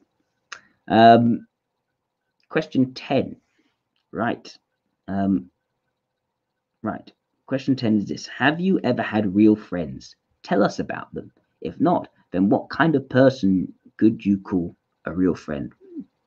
So I'm not sure what a real friend is as opposed to just a friend. I'm not very good at judging that. I tend to judge who is my friend by who I talk to the most, or who, since the last time I spoke to them, they said something nice to me or positive to me. That's how I'm probably aware they're probably my friend. I'm not good at working out who to trust with things and who not, but then again, I don't usually have a problem with trusting anyway, because I'm usually not disturbed by the idea of something going a bit wrong. Okay, something wrong happens. Okay, I'll just, I'll approach the situation a bit differently next time. I don't feel very vulnerable socially, especially not on the online, on the internet, or even in political environments. I don't feel so socially vulnerable. So what normally happens is someone does something which is unexpected. I know they probably might do the same thing again. I'll probably not give it to them. I'll probably give it to that guy instead, because that guy probably could do it more. Could do it in the way in which I would expect, and that's fine. I don't hold it personally or grudgingly, that sort of stuff. But my real friends, I think, are the people I've hung out with a lot over time. And my problem is that I'm very bad at maintaining that, because as soon as someone starts to act like a real friend, the sort of person where you see them very regularly and they start to expect you to see them regularly, that's when I actually want to sort of get out of it. And I get sort of scared by that. Not scared, that's not the word. I feel restricted by it. I feel restricted by these real friendships. I feel like I can no longer do whatever I find interesting. I have to cater to this garden of real friends. And that can be stressful. Well, stressful. Yes, it's stressful. I think it is stressful. And so I've had real friends. I tend to have trouble with real friends, and I prefer friends of the moment, friends of the situation, friends of the interest. And once the interest is expired, they go back to being friends with it like everyone else. And I see everyone else as a friend in potential, rather than these real friends to stick to. My exception to that, I think, is my fiance, who I think is my one real friend in a manageable way. And I say that because she can form a garden which I can tend to for the rest of my life, and I'm okay with that. That's that one. I can have enough energy for that one. I'm not going to do it for anyone else. And I think you've got to be able to do that for one. If you're going to have a productive, satisfactory, and I say productive in more than one way, marriage, I think, yes, you need to be able to have it for one, have enough energy for one. It does take up a lot of time. It does take up time, but you got to be ready to be okay with that for that one exception. Because if you don't, then you're going to die alone. You're going to be very, very eventually you won't be able to. Well, you're going to die alone, and you're either going to die without any sort of legacy, any sort of children, or you have lots of bastards, which has its own problems. So yeah, I think this is something which I've managed to navigate reasonably well in a way which works for me, after having had bad knocks in it. And I would say that I do have friends. I do have people who I've helped, people who are now have a certain loyalty to me, and I also try to be loyal to them, but I also try to be helpful towards everyone else as well. I don't find myself, unless someone is going back to said, unless someone is not serving my interests, I find I'm very able to help them as well. And while they're continuing to be helpful towards my interests, when I continue to be interested in them, I'll also remain loyal to them. But it's not like an ongoing loyalty forever and ever and ever. So yeah, I think I do have friends now. And I think I could perhaps call them real friends. The question is, what will happen in years to come if I follow the same patterns I've always followed? I don't think I can change. I could try to change, but am I interested enough in changing? I'm not sure. You could always say that you want to change, because we're told by society we should be growing and changing and developing ourselves. Everyone says that. Everyone in the world, if you don't talk about that, you do well in job interviews. But I'm thinking, I don't know how much I will actually be able to change in that respect. I don't think my mind focuses on it naturally, and I think I'll be swimming against the stream to some degree. But I think I do have friends at the moment. I do. And I think I have some good friendships in those. Some people who are really, I think I can achieve things with, people who I can enjoy the company of. I think those are important things in friends. Question 11. Briefly tell us about your outlook or your personal philosophy. Where did it come from? How has it been formed? And what has changed in it over the past 10 years? So, briefly, oh my goodness. So my outlook, I guess, is my personal philosophy. It's a tricky one. I say it's. Do you mean in terms of political philosophy, in terms of ethos, in terms of metaphysics? In terms of the metaphysics, I think I can play with different models. Each of them are interesting. At the moment, I'm playing the model that that reality is information and everything's information metabolism. That's my metaphysical philosophy at the moment. It's not mine, of course. It's just the development of Alsch's ideas. I like that one. I think it explains quite a lot in terms of and ties lots of different elements together in the same theory: people, society, various things and concepts and feelings and structures and facts and all sorts of other stuff like that. It ties a lot together. So I think that's one of the best philosophies of a metaphysical nature. And of a more political philosophy, my political way of thinking, how I say political in terms of morality as well, but political suggests moral as well. I'm leaning far. Oh no, I'm saying leaning. I'm very much a conservative, but I'm an unusual conservative in that I'm a intellectually curious conservative. And there are intellectually curious conservatives, but the trends are the people more conscientious and low openness who are more conservative, and people more liberal, but more progressive, you could say, tend to be more intellectually open, but also far less conscientious. So I've got aspects of this liberal way of thinking in a more conservatively minded person. I say liberal. I am also reasonably liberal, not a progressive, and that's where I think you can't be a conservative and be a progressive. You can be a conservative and rather liberal, but I don't think you can be a conservative and a progressive. I don't think I'm a progressive. I think on balance, while I'm open to new things and new developments, I like that being an organic growth. What I don't tend to think is a good idea is what I've seen be a bad idea, is where people take one line of progress and push society forward on that one line of progress, as this is the outcome, this is the utopia to push towards. Because I think it can often lead to death, lots and lots of death everywhere. So I think instead, I prefer conservatism. I think change happening where it's organic for people, where people are ready with. I think that's good. I think a conservation of freedoms is also important, not abandoning freedoms for the sake of the progress, because progress can be very authoritarian at times. I think hanging on to the freedom, knowing what they are, crystallizing it in common law, I think is a very important part for a personal, for a political aspect of philosophy. And I think in terms of how the individual relates to society as part of that personal philosophy, I think it's a question of, knowing that your own good is best achieved through doing good things for other people around you, having friendships, having positive regard, having a positive, be positively seen by other people. I think that helps you a lot. So people will be stepping in to help you when you have trouble.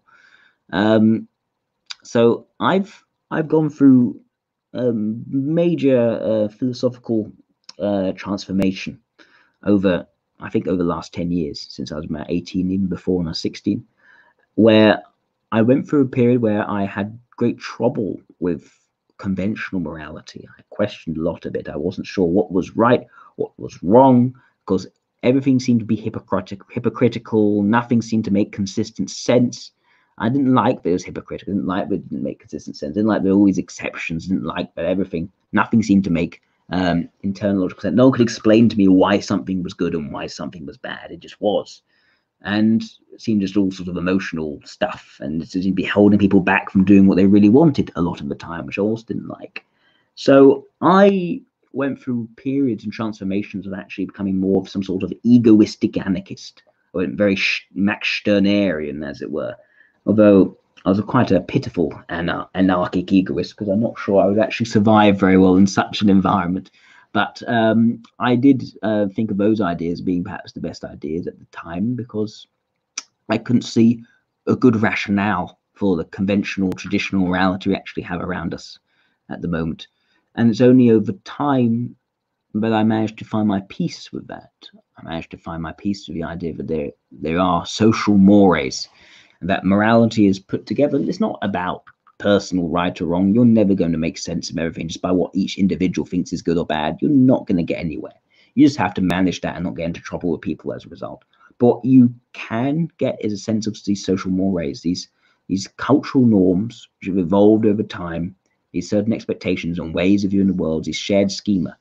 Because working together in a society maximizes your chances for survival far better than going out alone. And we've evolved to be a eusocial species. There's a reason for that. We're not those octopodians who live their life alone, have sex, and then die of it. We've formed our society, all the things which we know, all the things which we can do, all the things which we can explore in our society is through that idea of being a society, people coming together and sharing ideas and insights and finding out new things about each other. And when you learn something, you can pass on to someone else and they can try it out as well. So that's why I think that you need a morality, certain shared rules, so you can operate together, so you can work together, so that you don't murder someone in their bed the next night just because you feel like it. That sort of stuff. You need that shared understanding. Otherwise, you can't work together. You can't trust each other. You can't share your ideas with each other, and you can't build a society together. So yeah, that's how I've made my peace of it, and now I understand it, and I see it as, at the end of the day, when I say what's in it for me, as well as what's in it for me, I see what's in it for me. I'm actually benefited by contributing to society, by being part of it. And I feel better as a result, because I had this idea, but I didn't know why things were in it. Because if I didn't know what was in it for me, then why do all this sort of social stuff and feel good? And I used to stand out from society. I used to be a bit of a sort of I was playing Dungeons and Dragons as chaotic evil, you could say, and I wasn't actually happy from it. I was getting rejected from events because really I wanted to belong, and I just hadn't figured out that I wanted to belong, because I also wanted to be different, wanted to be special, wanted to be appreciated for doing something different. So I wanted to belong while also having some sort of special role to play in that belonging, and I was trying to navigate that. And I thought, well, maybe I can just be special on my own. No, it doesn't bring happiness. What brings happiness is being a positive contributor and finding the way to be a positive contributor while also doing where you don't feel as if you're sacrificing what makes you interesting. So that was the challenge of working at, finding a political philosophy which was aligned to that. It took me a few years to work out, to go on that sort of journey, and now it makes sense to me. But by going through this sort of roundabout way, it means that fly, go away. So what that means to me is that I've got a very weird way of looking at morality, looking at sort of the darker and worse aspects of people. I'm very understanding of it because I've put my head there in the past, and I've considered those ways of thinking. I know where it comes from. So I've worked out morality from a very sort of roundabout, logical, intellectual route, rather than sort of being born with this desire just to fit in and understand these sorts of social norms immediately. I had to work it out for myself. So that's my transformation, how it's changed over 10 years. I should say, yeah, it's conservative. I was just also to say with liberal aspects of conservatism, so preserving liberal freedoms like freedom of speech, preserving the freedom of the press, where, except what I've talked about before, where it can be overdone. Free economy, freer markets, I think creates economic growth, makes people happier. I think that's something which we should be preserving, rather than controlling the economy too much. And also, I would say a sense of a nation state. I'm actually more of a nationalist than a globalist. I think that globalism has some great benefits, but also it hasn't been able to articulate a global identity yet. And I think in terms of a nation to actually rework, you need a sense of identity, you need a sense of clarified, not even clarified, can just be embodied credos and codes. I don't think the embodied credos or codes of one country are just going to gel with that of another. There are huge cultural differences between different groups of people. And we need to navigate that if we're going to forge a global identity. So for the time being, I think national identity makes more sense. And we can see us going towards that in terms of the Brexit vote, in terms of even the election of Donald Trump, as an example, is more nationalistic. Now, I'm just making clear that I'm not one of the ethnic nationhood. I myself will not fit into any sort of ethnic nationhood. Jewish people don't tend to fit into ethnic nationhoods very well. But what I do think is a sense of civic nationhood, that people can see the nation state as an important thing, something to work towards, that embodies society which we're working towards, and that helps the individual by being part of that society. A society which protects people's freedoms, a society which respects people's freedoms and enables them to grow and develop in that society. And the idea that by coming here, we're taking that on board and we're working together towards that particular goal of maintaining that sort of free society.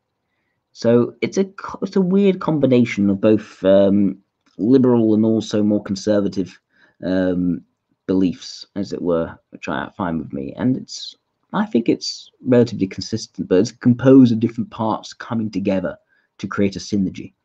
Yeah, okay. So, question 12. Right. In your opinion, what is the key to successful performance if it is A, scientific report, and B, a performance by a musician? So, a scientific report. I think this is, well, to do a good scientific report, you need to have something which is closely backed up by the data. It needs to be something which clearly shows the methodology used, and that methodology is replicable. It needs to be something which then is able to be peer reviewed as a result. Pass peer review, very important.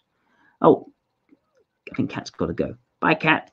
And yes, so scientific report needs to be replicable, needs to be very clearly setting out its methodology so that it is replicable. It needs to needs to have a very good methodology, a good sample size. It needs to have shown how it's worked for any sort of potential biases or potential pitfalls that could happen in the methodology, account for those, be open about where those might be.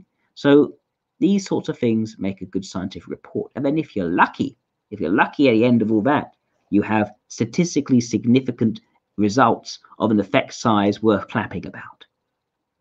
And therefore it feels another little brick in the overall wall of the scientific literature. So that's what I think is a key to successful performance in a scientific report. And the reason I think that's what, if you ask any person with scientific training, they'll say that is what makes a good scientific report. So now I get to a performance by a musician. Very, very different. So a performance by a musician. Why do people go to see music? They go to see music to have a sense of sublime auditory beauty from sound.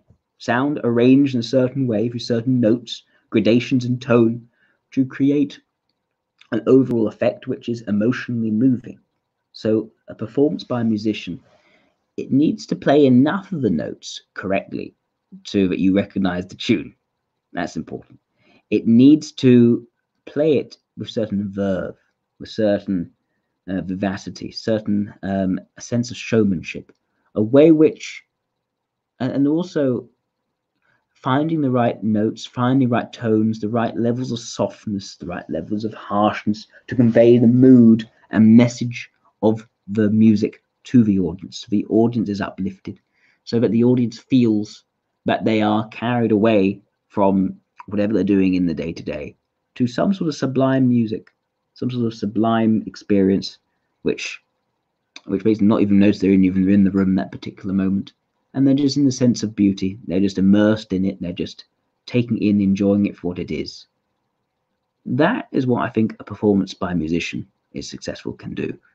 But it can give you that that sense of harmony and beauty in terms of its note structure, and really convey that, to bring that to life. Because at the moment, music is just written on the pages, on the manuscript. You've got to bring that to life. You've got to know how to bring that to life through your performance, through the way in which you pluck your strings with your fingers, or blow your flute, whatever it is, to create that overall effect. And it's not precise. You can't do it precisely. It's something which, if you got that knack, you can just do. And it has the most amazing affect for people. Not so much effect, affect. It's people emotionally taken away from it later. That's important. So next, we go to question 13. What skills or qualities have you been brought up by your parents?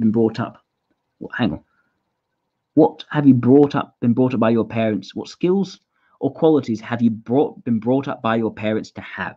I think that's what it means. What are the most important skills or qualities which are necessary for children, in your opinion? Okay, so I think the most important thing, if I had to choose one thing which is important to instill in a child, it's when you explain why not to do things or to do things, you explain why. You tell people why. That's what frustrated me as a child, when people didn't tell me why things were bad, things were good. I think that's important. You got to level with your kid. You got to have a conversation with them about why, so they understand why.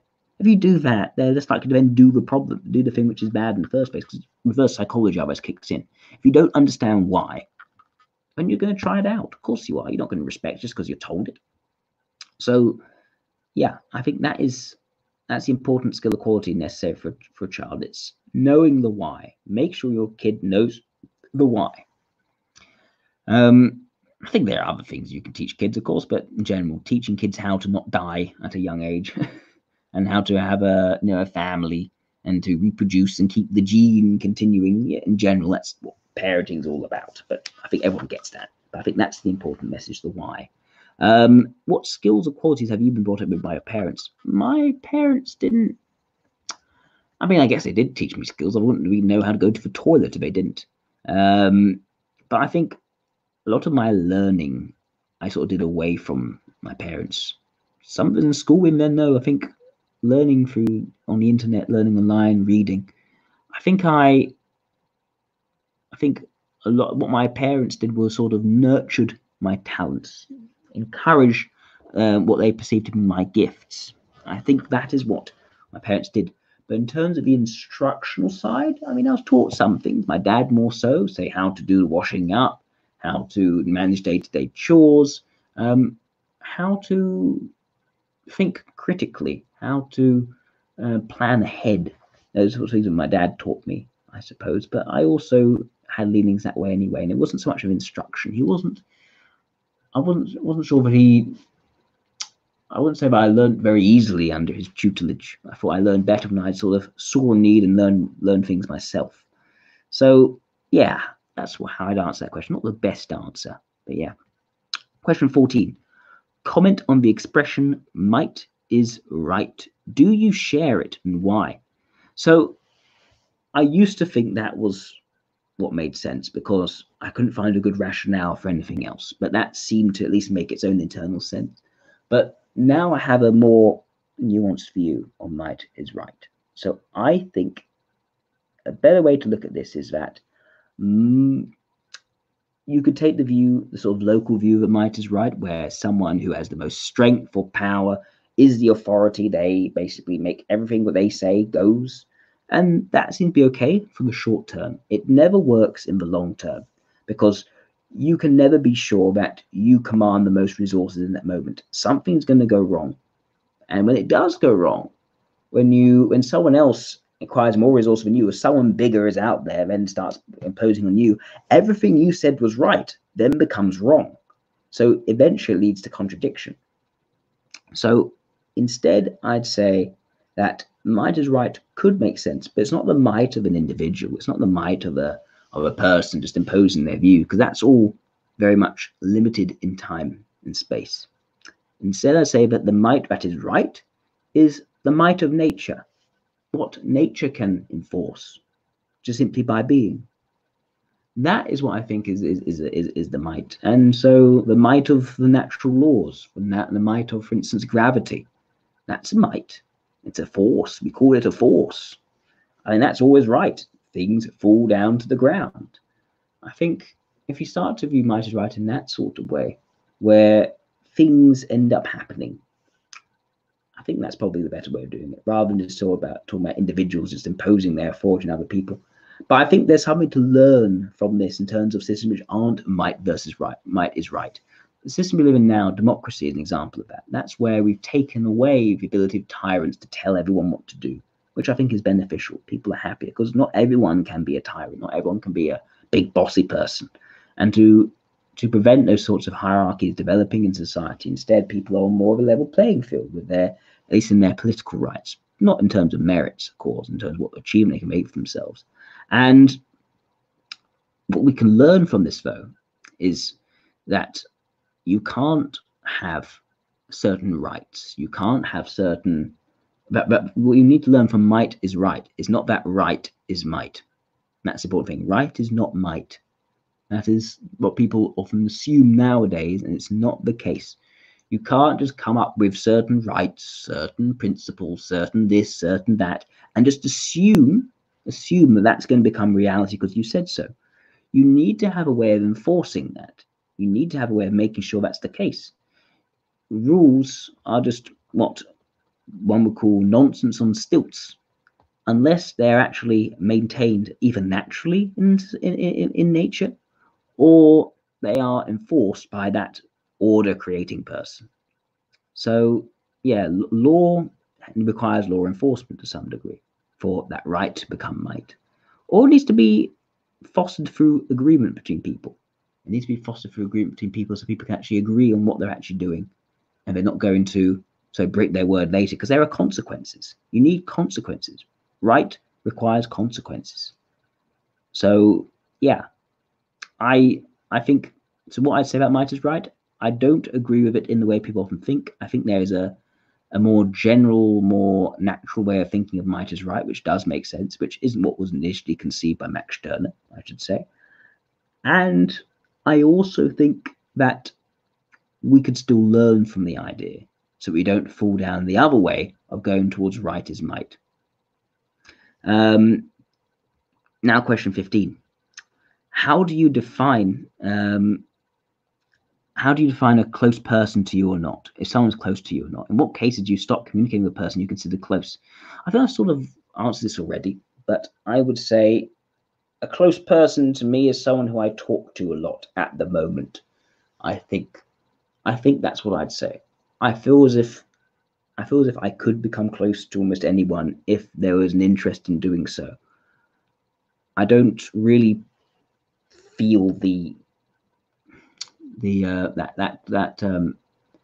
I don't feel that closeness beyond how often we talk to one another, and if I enjoy those experiences. If I have enjoyable experiences with someone a lot in a period, I think I'm probably close to them. And if I know more stuff about them, I think that could also help me say I'm close to them. But I can find out stuff about people who are complete strangers as well. I do my interviews, I find out all about people. And I guess in those moments, in that moment, I'm talking to that person, I'm probably closer to that person I'm interviewing, closer than almost anyone else, except perhaps my fiance, because she has to occupy a position in my head where she is the closest for that relationship to work, for that to make sense. But yeah, so it's difficult for me to define a close person to me. It's the person who I'm talking to. That's it, the closest I'm talking to and trying to relate to. And that can change from one moment to the next. In what cases do you stop communicating with a person you consider close? No. It's the other way around.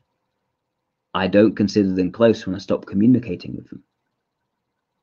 That's how I feel it is to me. If I haven't talked to someone in months, then they're probably no longer close. They're no longer on my mind. They're thinking about other people. But at the same time, I'd say that if someone sort of hangs around longer than there is an interest, then I start trying to push them away a bit, because I then find it a bit too stagnant. It becomes a bit too mollycoddling, restricting, as it becomes that sort of real friend, which can often be off-putting to me. And yes, so I'm not really good at sort of maintaining closeness with people.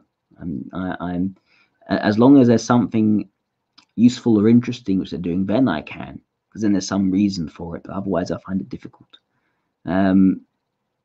Yes, I don't proactively stop communicating. I just sort of forget. That's another thing. I forget to talk to people. I don't decide I'm not going to talk to this person. But it's such an unnatural thing to do for me.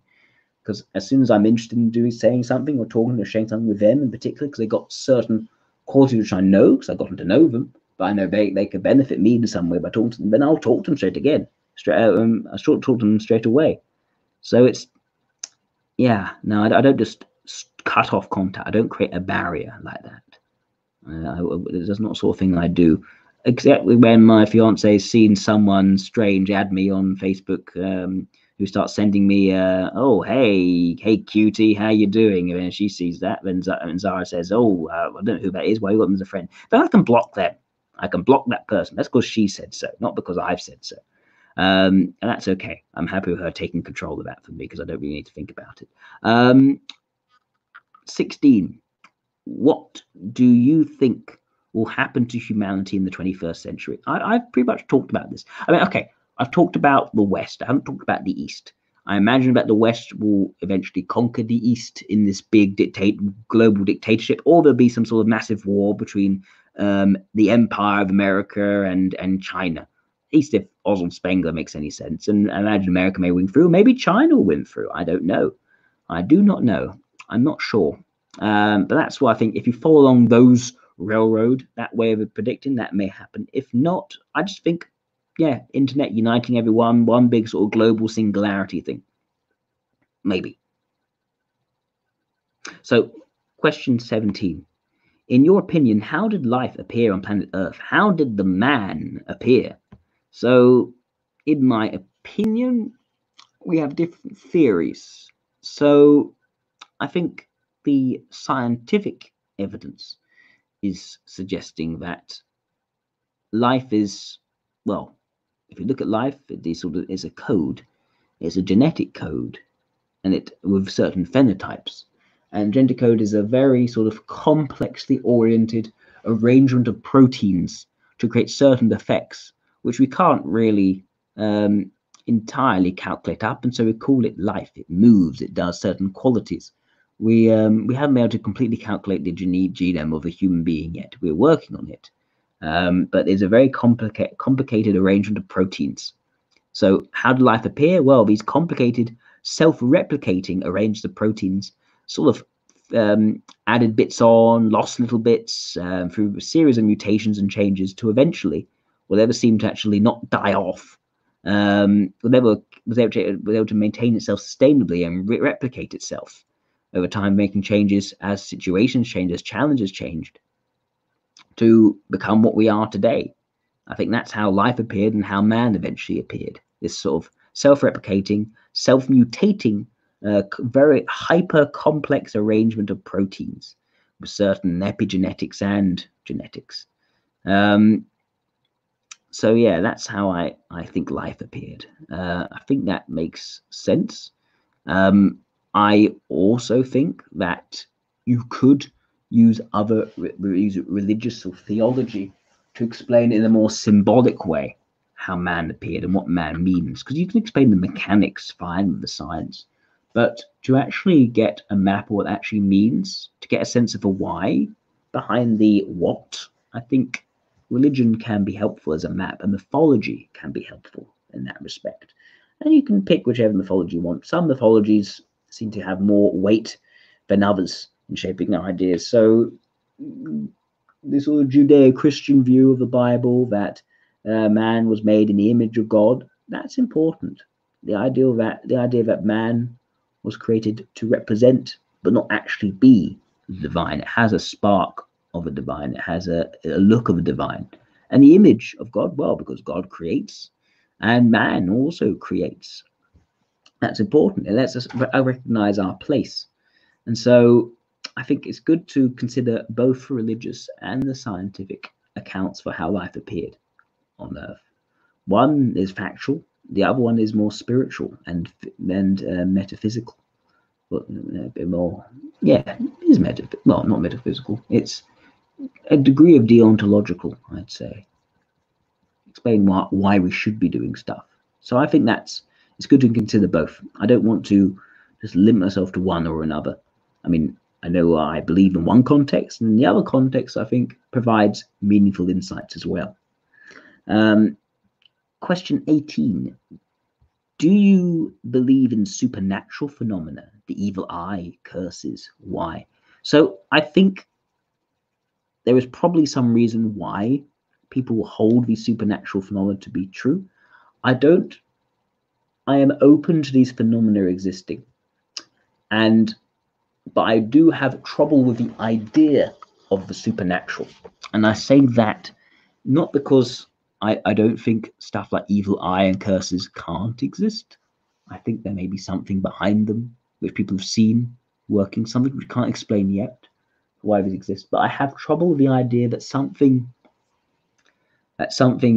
except for the symbolic, which we've already described, something which has symbolic meaning to people, this idea that something which is still of this mortal plane in some way, but still existing above nature, beyond explanation. I have trouble with that sort of mid territory. I'm okay with the supernatural. I'm okay with the natural. When it comes to the supernatural, it's somewhere in between. It's just a sort of unexplained territory, tales of the unexpected, you could say. And I'd say in that there's just something there, probably that we don't yet understand, and that we'd like to understand and find out more. So I find it interesting. Areas for further exploration, further discovery. I don't think it's something which we can just, what's the word? I say we should remain skeptical towards not believe everything we're told about this, but we should also remain open. We need to have an open and tolerant skepticism of these sorts of ideas, because people do believe it. And also, an important fact, belief can create a reality.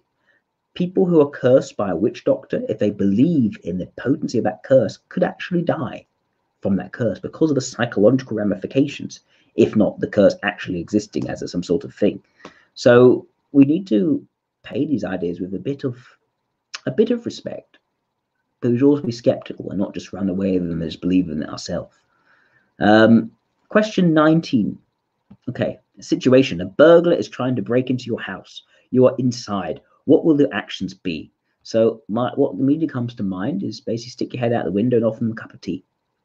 I think that's going to stop them breaking into your house pretty quickly.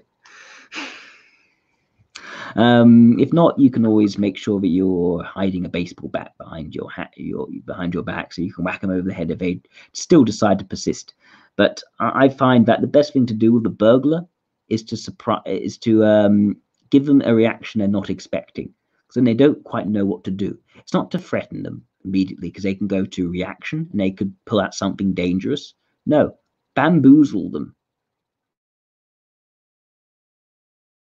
Offer them a cup of tea, that. They might just stop what they're doing for a second, and then you can do whatever you want once you make them suggestible. That's how hypnotists do. Actually, they do something unexpected, and then when you're trying to figure out what's going on, then they can get you to do other things. So offer them a cup of tea. I think that's a friendly thing to do anyway. And yeah, they won't be breaking into your house once that's happened. Question 20. Tell us about 1 to 3 famous or outstanding people you like. You can cite modern historical figures or fictional characters. Explain your choice. Do you have anything in common with these people? So let me start with Albert Einstein. So I've always looked up to Albert Einstein. I don't agree with his political views. He's more of a socialist. I'm more of a capitalist or conservative. But I relate to the idea of this sort of, young Jewish boy underachieving in school who had different ideas, was very open to different things, had his own mind, and came up with different theories which he can then discuss with other people in different environments, and was able to achieve a public recognition for the ideas which he'd thought up, and to be able to discuss those in public and be known for them. And that's sort of the ideal for me as well. And also things to learn from in terms of his, how badly his personal relationships went. Making sure that I marry the right person, so I don't have any of that stress later on. I've learned from Albert Einstein, as well as admired what he's managed to achieve. Yes, another one is Margaret Thatcher. Very different to me. I'd say I've lots of personality-wise in common with Albert Einstein. I have very little personality-wise with Margaret Thatcher. I know she's very different to me, and she's probably quite a scary person. But I admire that she had an idea what she thought was right, and she defied expectations. That's what I like. Albert Einstein also defied expectations. People didn't think he'd amount to very much, but Margaret Thatcher defied expectations. This woman entering into becoming the prime minister in a conservative government, not a socialist progressive government. Everyone expects that, but it's actually unexpected that they haven't achieved that yet in the Labour Party in the UK. But in the Conservative Party, electing a woman to run them, and a woman of outstanding tenacity and nerve, and that ability just to look a problem right in the face and just act. I find that's quite an interesting, refreshing way of viewing things. It's very different to me, and I probably wouldn't get on with her very well in the close one-to-one, but I do sort of respect it because she showed that sort of no-nonsense, which I think a lot of conservatives now don't have. There's certain a tendency to bow towards public opinion when it turns against you. It could be a certain weakness in that, where you have certain principles, but you want to hide what you actually believe to make something a bit more politically correct, because otherwise you'll be held up by you'll be lynched by the media, as it were. And I know Margaret Thatcher is someone who just did not care about that. She went by what she believed, what she thought was right, and she's remembered for good or for ill by the country. So yeah, I like what she was able to do and to defy those expectations. Yeah, but yeah, not like me, but well, a conservative like me. Right. Let's see. A third one, I guess I should say. I like to say Pliny the Elder. Yes, let's go back in time to Pliny the Elder. So I like Pliny the Elder because in a time during the Roman Empire when you had these despotic dictators, you just had Nero. He just got he gone. Had Vespasian taking over and doing all sorts of. He wasn't nearly as bad as Nero, of course, but he's still a dictator, and he still did horrible things to the Jewish people. You had Pliny the Elder investigating and finding out about various natural phenomena and recording it in his encyclopedias. And just his idea of this sort of quite benevolent fellow, quite likes to have intellectual discussions at his home. He also went to help out with the whole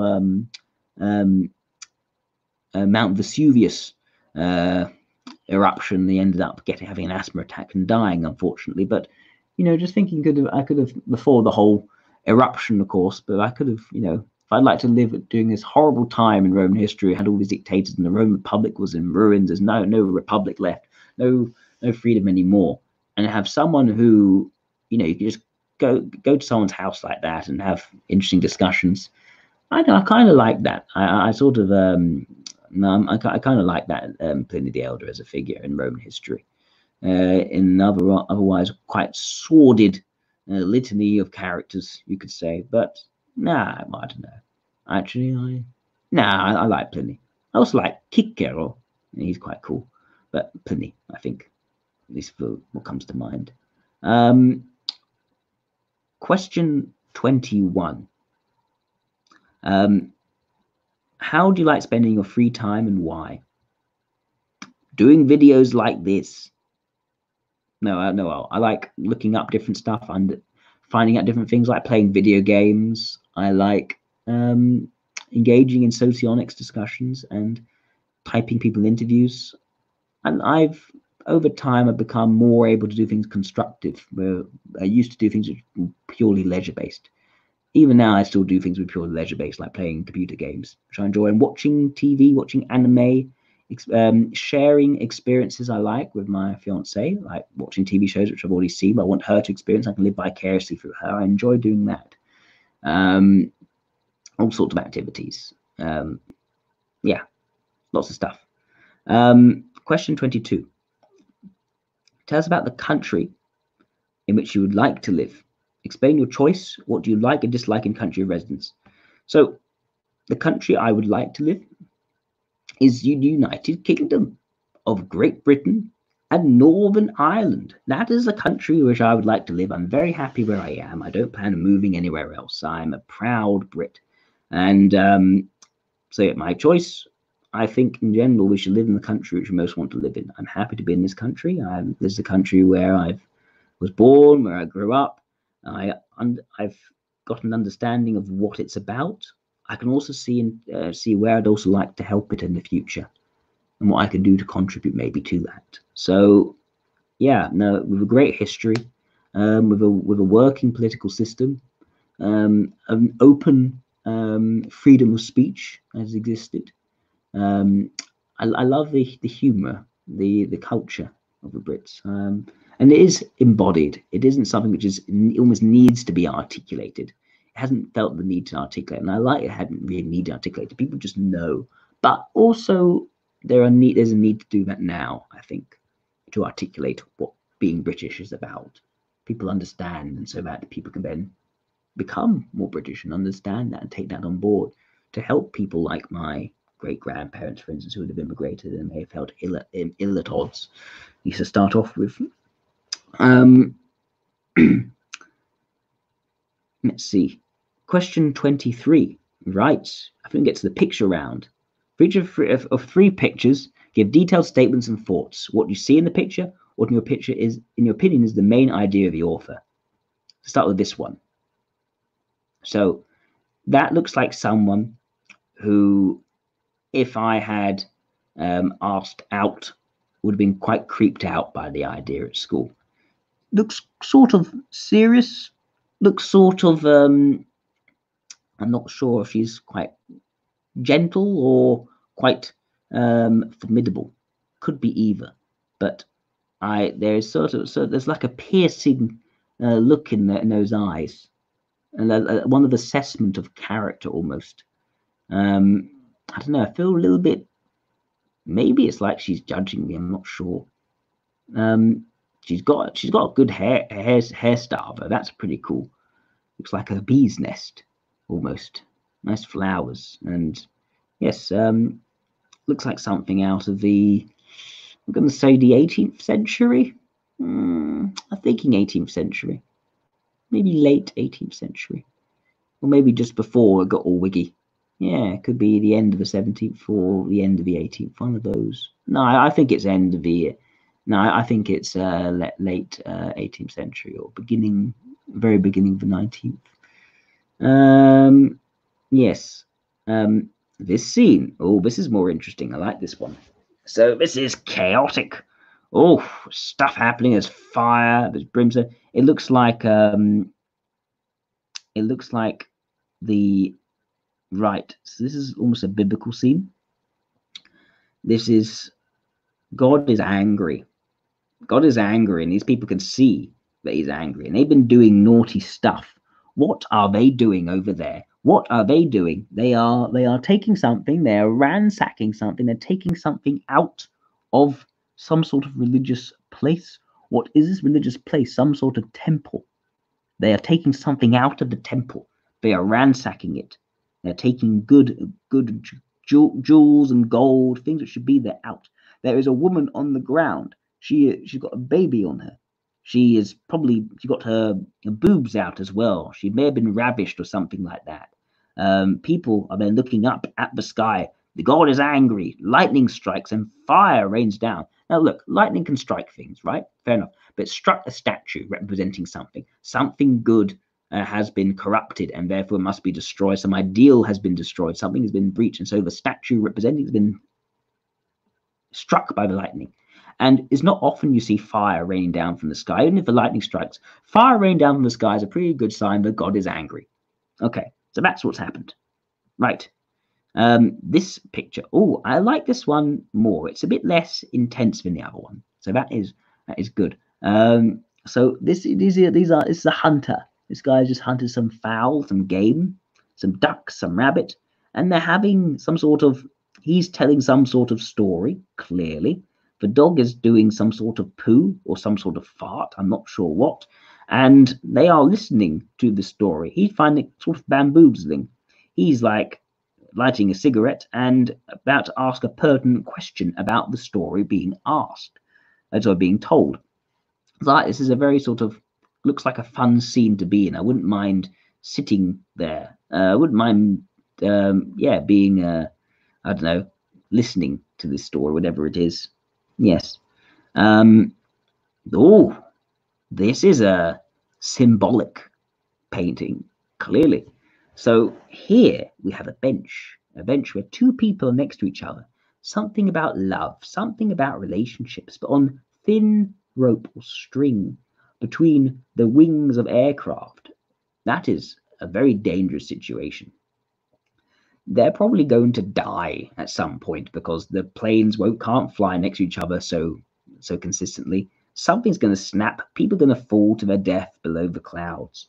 I think this is about the fragility of love and relationships, almost and that it's so in the slightest false step, and people could break up with you. People could lose them forever, and it can be very traumatic and stuff like that. I think this is what this is talking about, and that is a beautiful scene. If you just take this part here in the middle, right, it looks like a beautiful scene, people watching the sunset together, lovely, lovely, lovely. But then when you see these parts, you think, there's something which they're not seeing, perhaps. Maybe they do see it, I don't know. Something they're not seeing, which actually poses real danger. Maybe. Interesting painting. So this one, okay, they're ships. They are Dutch ships. So something to do with trading and commerce. The Dutch were very much about trading commerce in the 18th century. This is a Dutch ship, probably a merchant vessel, perhaps. And there is a storm. Well, no, there's not a storm. No, it doesn't have to be a storm. Yes, no, dark clouds. It probably is a storm. And very violent waters. And there are rocks. And something is, what is this? Something's washed aboard. Is that a sword? Is it a gun? I think it's a sword. Oh, it's a very stiff willy. No, I think it's a sword.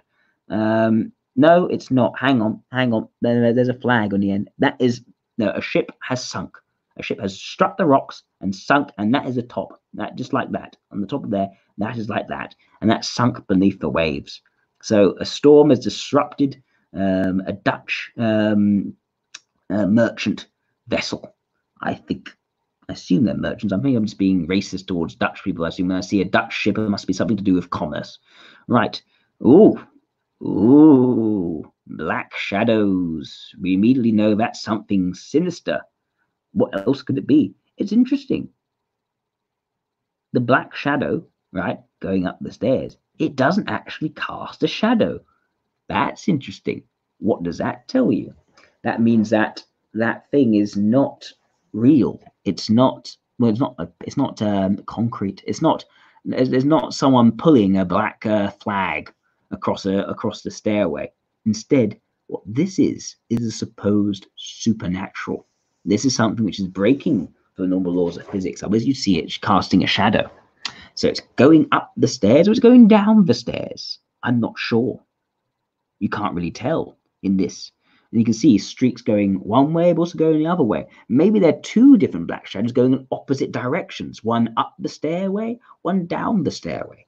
Either way, this black shadow seems to be traveling somewhere, because it gives the impression of movement, or maybe it's just a rather strong wind blowing on it. Nevertheless, if it is supernatural, you can assume that means that, well, if it's supernatural, right, because it hasn't cast a shadow, and it's black, we know that black means bad. Black is bad. People always say black is bad and white is good. So this is a black shadow thing, which means to do bad of some nature. And it seems to be moving. So it's moving to do bad to someone somewhere. Where? I don't know. Is it up the stairs? Is it down the stairs? It's going towards something or someone. Now, these sorts of stairs, you can see them often on, if you go into sort of nice apartment buildings, nicer ones, not the nasty ones. Perhaps you can see stairs like this, quite ornate decoration. So maybe it's entered someone's I don't know, it's been called by some sort of sorcerer to to enter into someone's sort of flat and, I don't know, possess them or something like that. Or maybe it's a demon, it's been summoned somewhere and it's going to take them over and do bad things to them. Not sure what, something bad, because it's black and it's clearly supernatural because there's no shadow. So yes, this is a sinister. This is a sinister thing, whatever's in this image. But this is not sinister. No, as you can see, white is light, white is good. And this is, again, something supernatural, something which doesn't quite make sense. It's levitating. It's floating in midair. Gravity is not working now. For before, light was not registering, it was just passing through the seemingly solid thing. That means it was not real. But this, again, can't be real because it's floating. It's floating, it's levitating. That doesn't make any sense. It is, again, supernatural, but because it's white, we know it is good, not bad. So, what is it? Well, what is it housed within? It's housed within some sort of weird palm tree. Very weird. I haven't seen a palm tree like that. It's a weird tree. It is a weird tree that has combinations of facets of other trees. So that suggests to me it's a big tree. It has combinations of facets of other trees. That suggests to me it's meant to represent trees in general, and maybe not even trees in general. Life itself, the symbol of the tree of life. This is what it's meant to be, the tree of life. And what it houses within here, this pulsating white mass of some sort of complex cellular structure, almost like a brain within. This is some sort of sentient life force, whatever that is. Some sort of sentient supernatural life force. It makes me think of Avatar, you know, where the sort of, you go to the trees and the trees are connected with some sort of intelligence which guides all of nature. It is something like that, some sort of nature, hive mind, intelligence, supernatural creator, benevolent being, which is the source and driving force of all life on this said place or planet or whatever else it is. That is what this thing is, I think. Either that or someone's doing some very cool light tricks. Right. Oh, this is someone with their hand on their lip like that. They are showing their finger. So this is a guy, right, with jaundice, who is biting his nails. He's learned some very bad habits in school. I think that's what it is. Or potentially it is a guy who is experiencing fear, because you could also do that when you're scared. So I think that maybe this is a guy experiencing fear or doubt or regret or worry or some sort of other negative emotion, neuroticism, that is more withdrawn than volatile. So fear, anxiety, regret. I think that is probably what it is. In the dark, in the shadow, a place of isolation from others and contemplation on isolation. So that's what it could be. Either a jaundiced fellow biting his finger or some sort of portrayal of regret or anxiety or fear or dread even. Right. This picture. So here we have a social gathering. It is a very 19th century social gathering. There are portraits, there are paintings, there's a clock that seems a little bit awkward, interesting, a bit higgledy-piggledy. She's sitting in a, again, no, I guess she's sitting all right for that chair. There's a rather, it would be quite an uncomfortable chair to sit in, I think. I'm not sure. Don't know, my mum would complain about her back sitting in that chair, I think.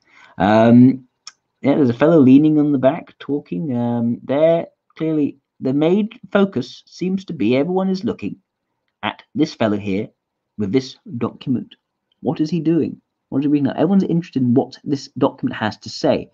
And the people in this, they seem connected somewhere of various different ages. This isn't necessarily a social gathering. These are different people, different ages, but all connected about this one document. Why this one document? So I think the most likely explanation, given this distinguished looking fellow here with glasses is actually reading it, is making sense of this document, this paper, and everyone's listening expectantly to what's being said. Some people are elderly, some people are younger. This to me seems like relatives of a family. These are different people in the family, relatives, not necessarily on the same family. It could be cousins, could be brothers, sisters, uncles, whatever else it is. And they are listening to the reading of a will of a recently departed. I think that's what it is. It's interesting.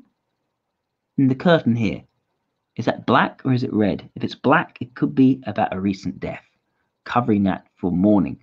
Then they would also be cut, but maybe not, because this mirror is also not covered.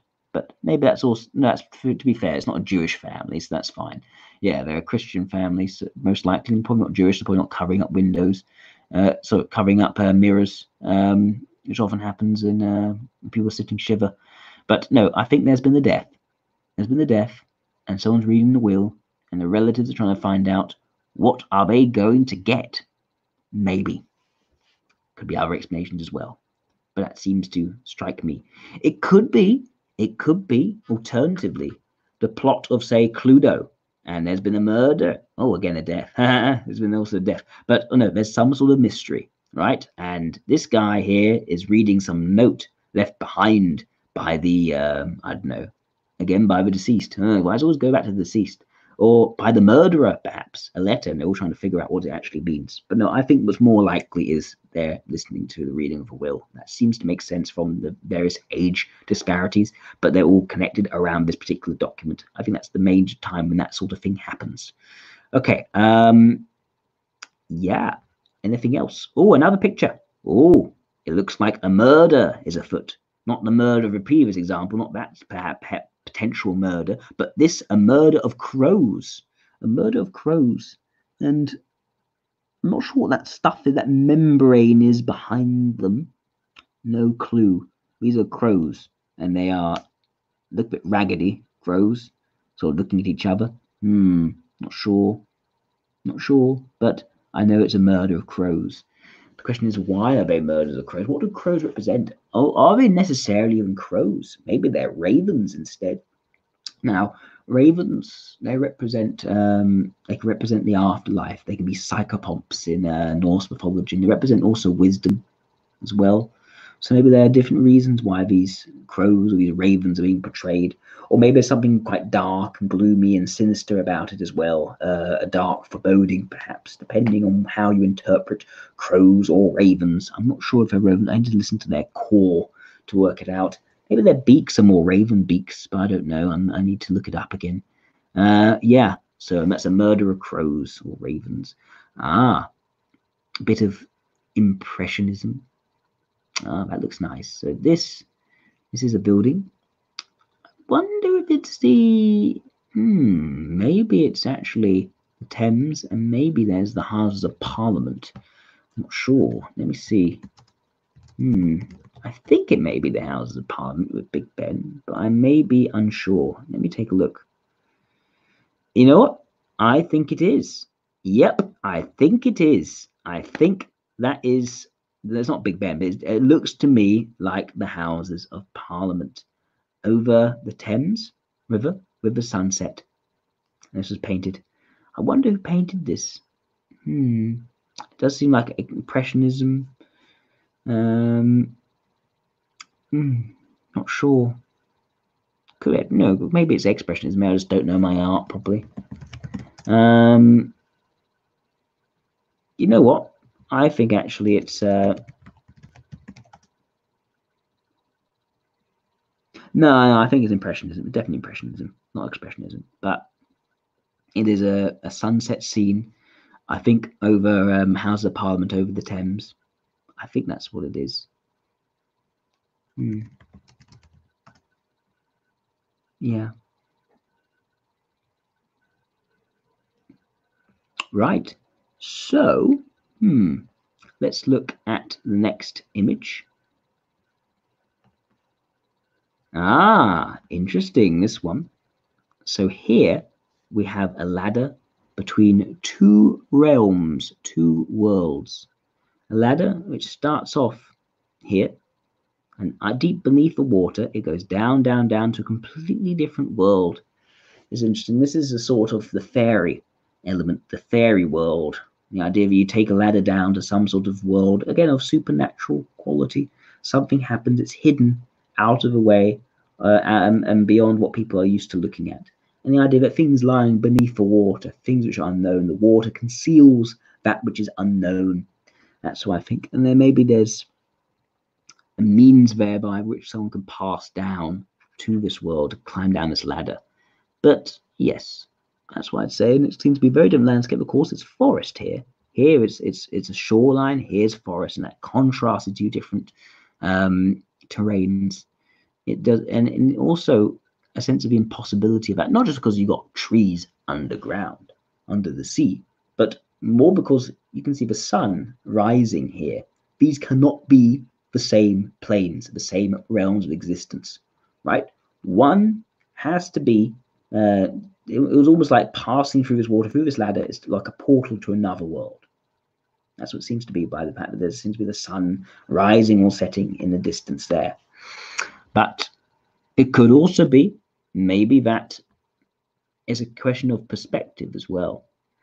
That maybe this idea that maybe depends on how you look at it. You can look at it from this side where this is up top is normal and this is the realm of the unexpected, or it could be the other way around. So that here is normal. It's in the forest, but look up, you can see maybe sky. And to us, maybe it's sky, but to someone else, it may be the ocean. Maybe to someone like a god figure or some sort of being above sees the blue of the sky as being almost like, like an ocean, and that this world lies beneath it.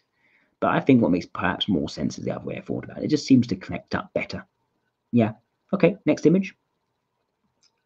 How many images are there, by the way? Oh, two more. Okay. So this is, again, looks relatively 19th century, based on what seems to be a hair in a bun and a long gown, long dress. She is, what is she doing? What is she doing? Okay. Someone who, maybe she's someone who plays the piano, not sure. She's looking out of a window. Looking out the window. Right. Anything else we can say about this? She has her knee up on one chair. So maybe that's because she's spent some time looking out the window and she's resting up against a chair. Perhaps. I'm not sure what else it could be. I don't think she's about to jump out. I don't think there's anything too morbid like that. She hasn't opened the window. You think she'd open the window before, leaning up against the window like that. So I think she's just looking out and down. She's definitely looking down in that direction at something. I'm not sure what. Something's taking her curiosity. Maybe she was playing the piano, beginning in, there's no chair here, the chair is there. No, I think she took the chair from the piano over there. The lid, is it open or closed? I think it's closed. Either way, she hasn't just jumped and run, but just had a page open. So I'm not sure how much she was caught in the moment of looking out the window. Maybe it was just there before people just left the paper. I think she just came in and is looking now down at whatever's going on. I don't know what it is. Something's going on. Ooh, okay. This is an interesting image. You can see that is a person. That is what a human is compared to whatever this huge relief is. These statues looming out of the gloom. And they are bats, it appears. Bats or birds, probably bats, because this looks quite morbid. These sort of hooded figures with a skull-like face. These are figures of death, almost, of some sort of ancient bygone age. But normally, if you're in an ancient bygone age, don't depict these tall figures as death, though. You can see this hooded. You can see there's like a skull, sunken in eyes. These are skulls. These are tall figures of Thanatos, of the Grim Reaper, you could say. And this person's wandered into this chasm, this narrow canyon, bordered by death. Different depictions of death, all lining up. And I think they all have skulls. I can't see them make up their faces too well. That's interesting. They're shining a light. They are navigating what seems to potentially be dangerous territory, going into the valley of death, perhaps. Maybe that's what it is, the valley of death. But it seems to be quite a blunt way of conveying the idea. I don't know. I think that's a skull. I'm not sure. That is certainly not a very comfortable place to be. No, I probably want to get out there rather quickly if I were there. It suggests maybe there's danger looming up, not at the moment, but maybe coming up. Because I think these are statues. They look like statues. They certainly seem fixed to the wall and all lined up as one. I don't think they're sort of, I don't know, gigantic skull-headed hood-wearing giants or anything like that. I think they're carved out of the stone, but I'm not sure. They're all doing something different. This one's reaching out a hand. This one is got their hands up in prayer, like an angel of death, for instance. That one has a hood off and is looking upwards. Interesting. Not sure how this ought to be interpreted. Okay, now to the final question. Tell us about your own versions of your socionic type. What versions did other socionics or tests give you? Right. So, I've always thought myself to be an ILE. Most people who meet me tend to think I'm an ILE. And versions in other socionics tests, well, when I take a test, normally I get ILE. The only time people have actually disagreed with me, Galenko has typed me an EIE normalizing subtype, but that is a very, what's the word? That is, yeah, I've read the description, I don't relate to it. So I think ILE for me, but I'd be interested to know what you think, Timur. What do you think based on the model you use in this semantic method? That's I'm interested in seeing. Will I come out as maybe an LIE? Maybe I'll come out as an EIE, or maybe come out as, I don't know, some other type. Maybe a GAM. I think maybe either come out as an ILE in this or come out as an LIE, but we shall see. Anyway, thank you very much. Thank you for watching. Sorry it's so bloody long. I had to answer where I felt like I had to answer. I just wanted to give these good answers. But thank you very much for tuning in, everyone, for watching as well. Thank you to Timur for letting me do his question there. Wishing you all the best and take care.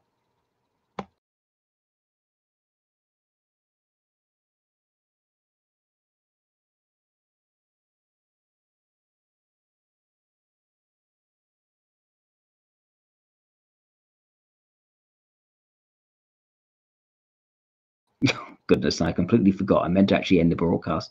This is if you do this too long, get tired, is what you forget. Bye.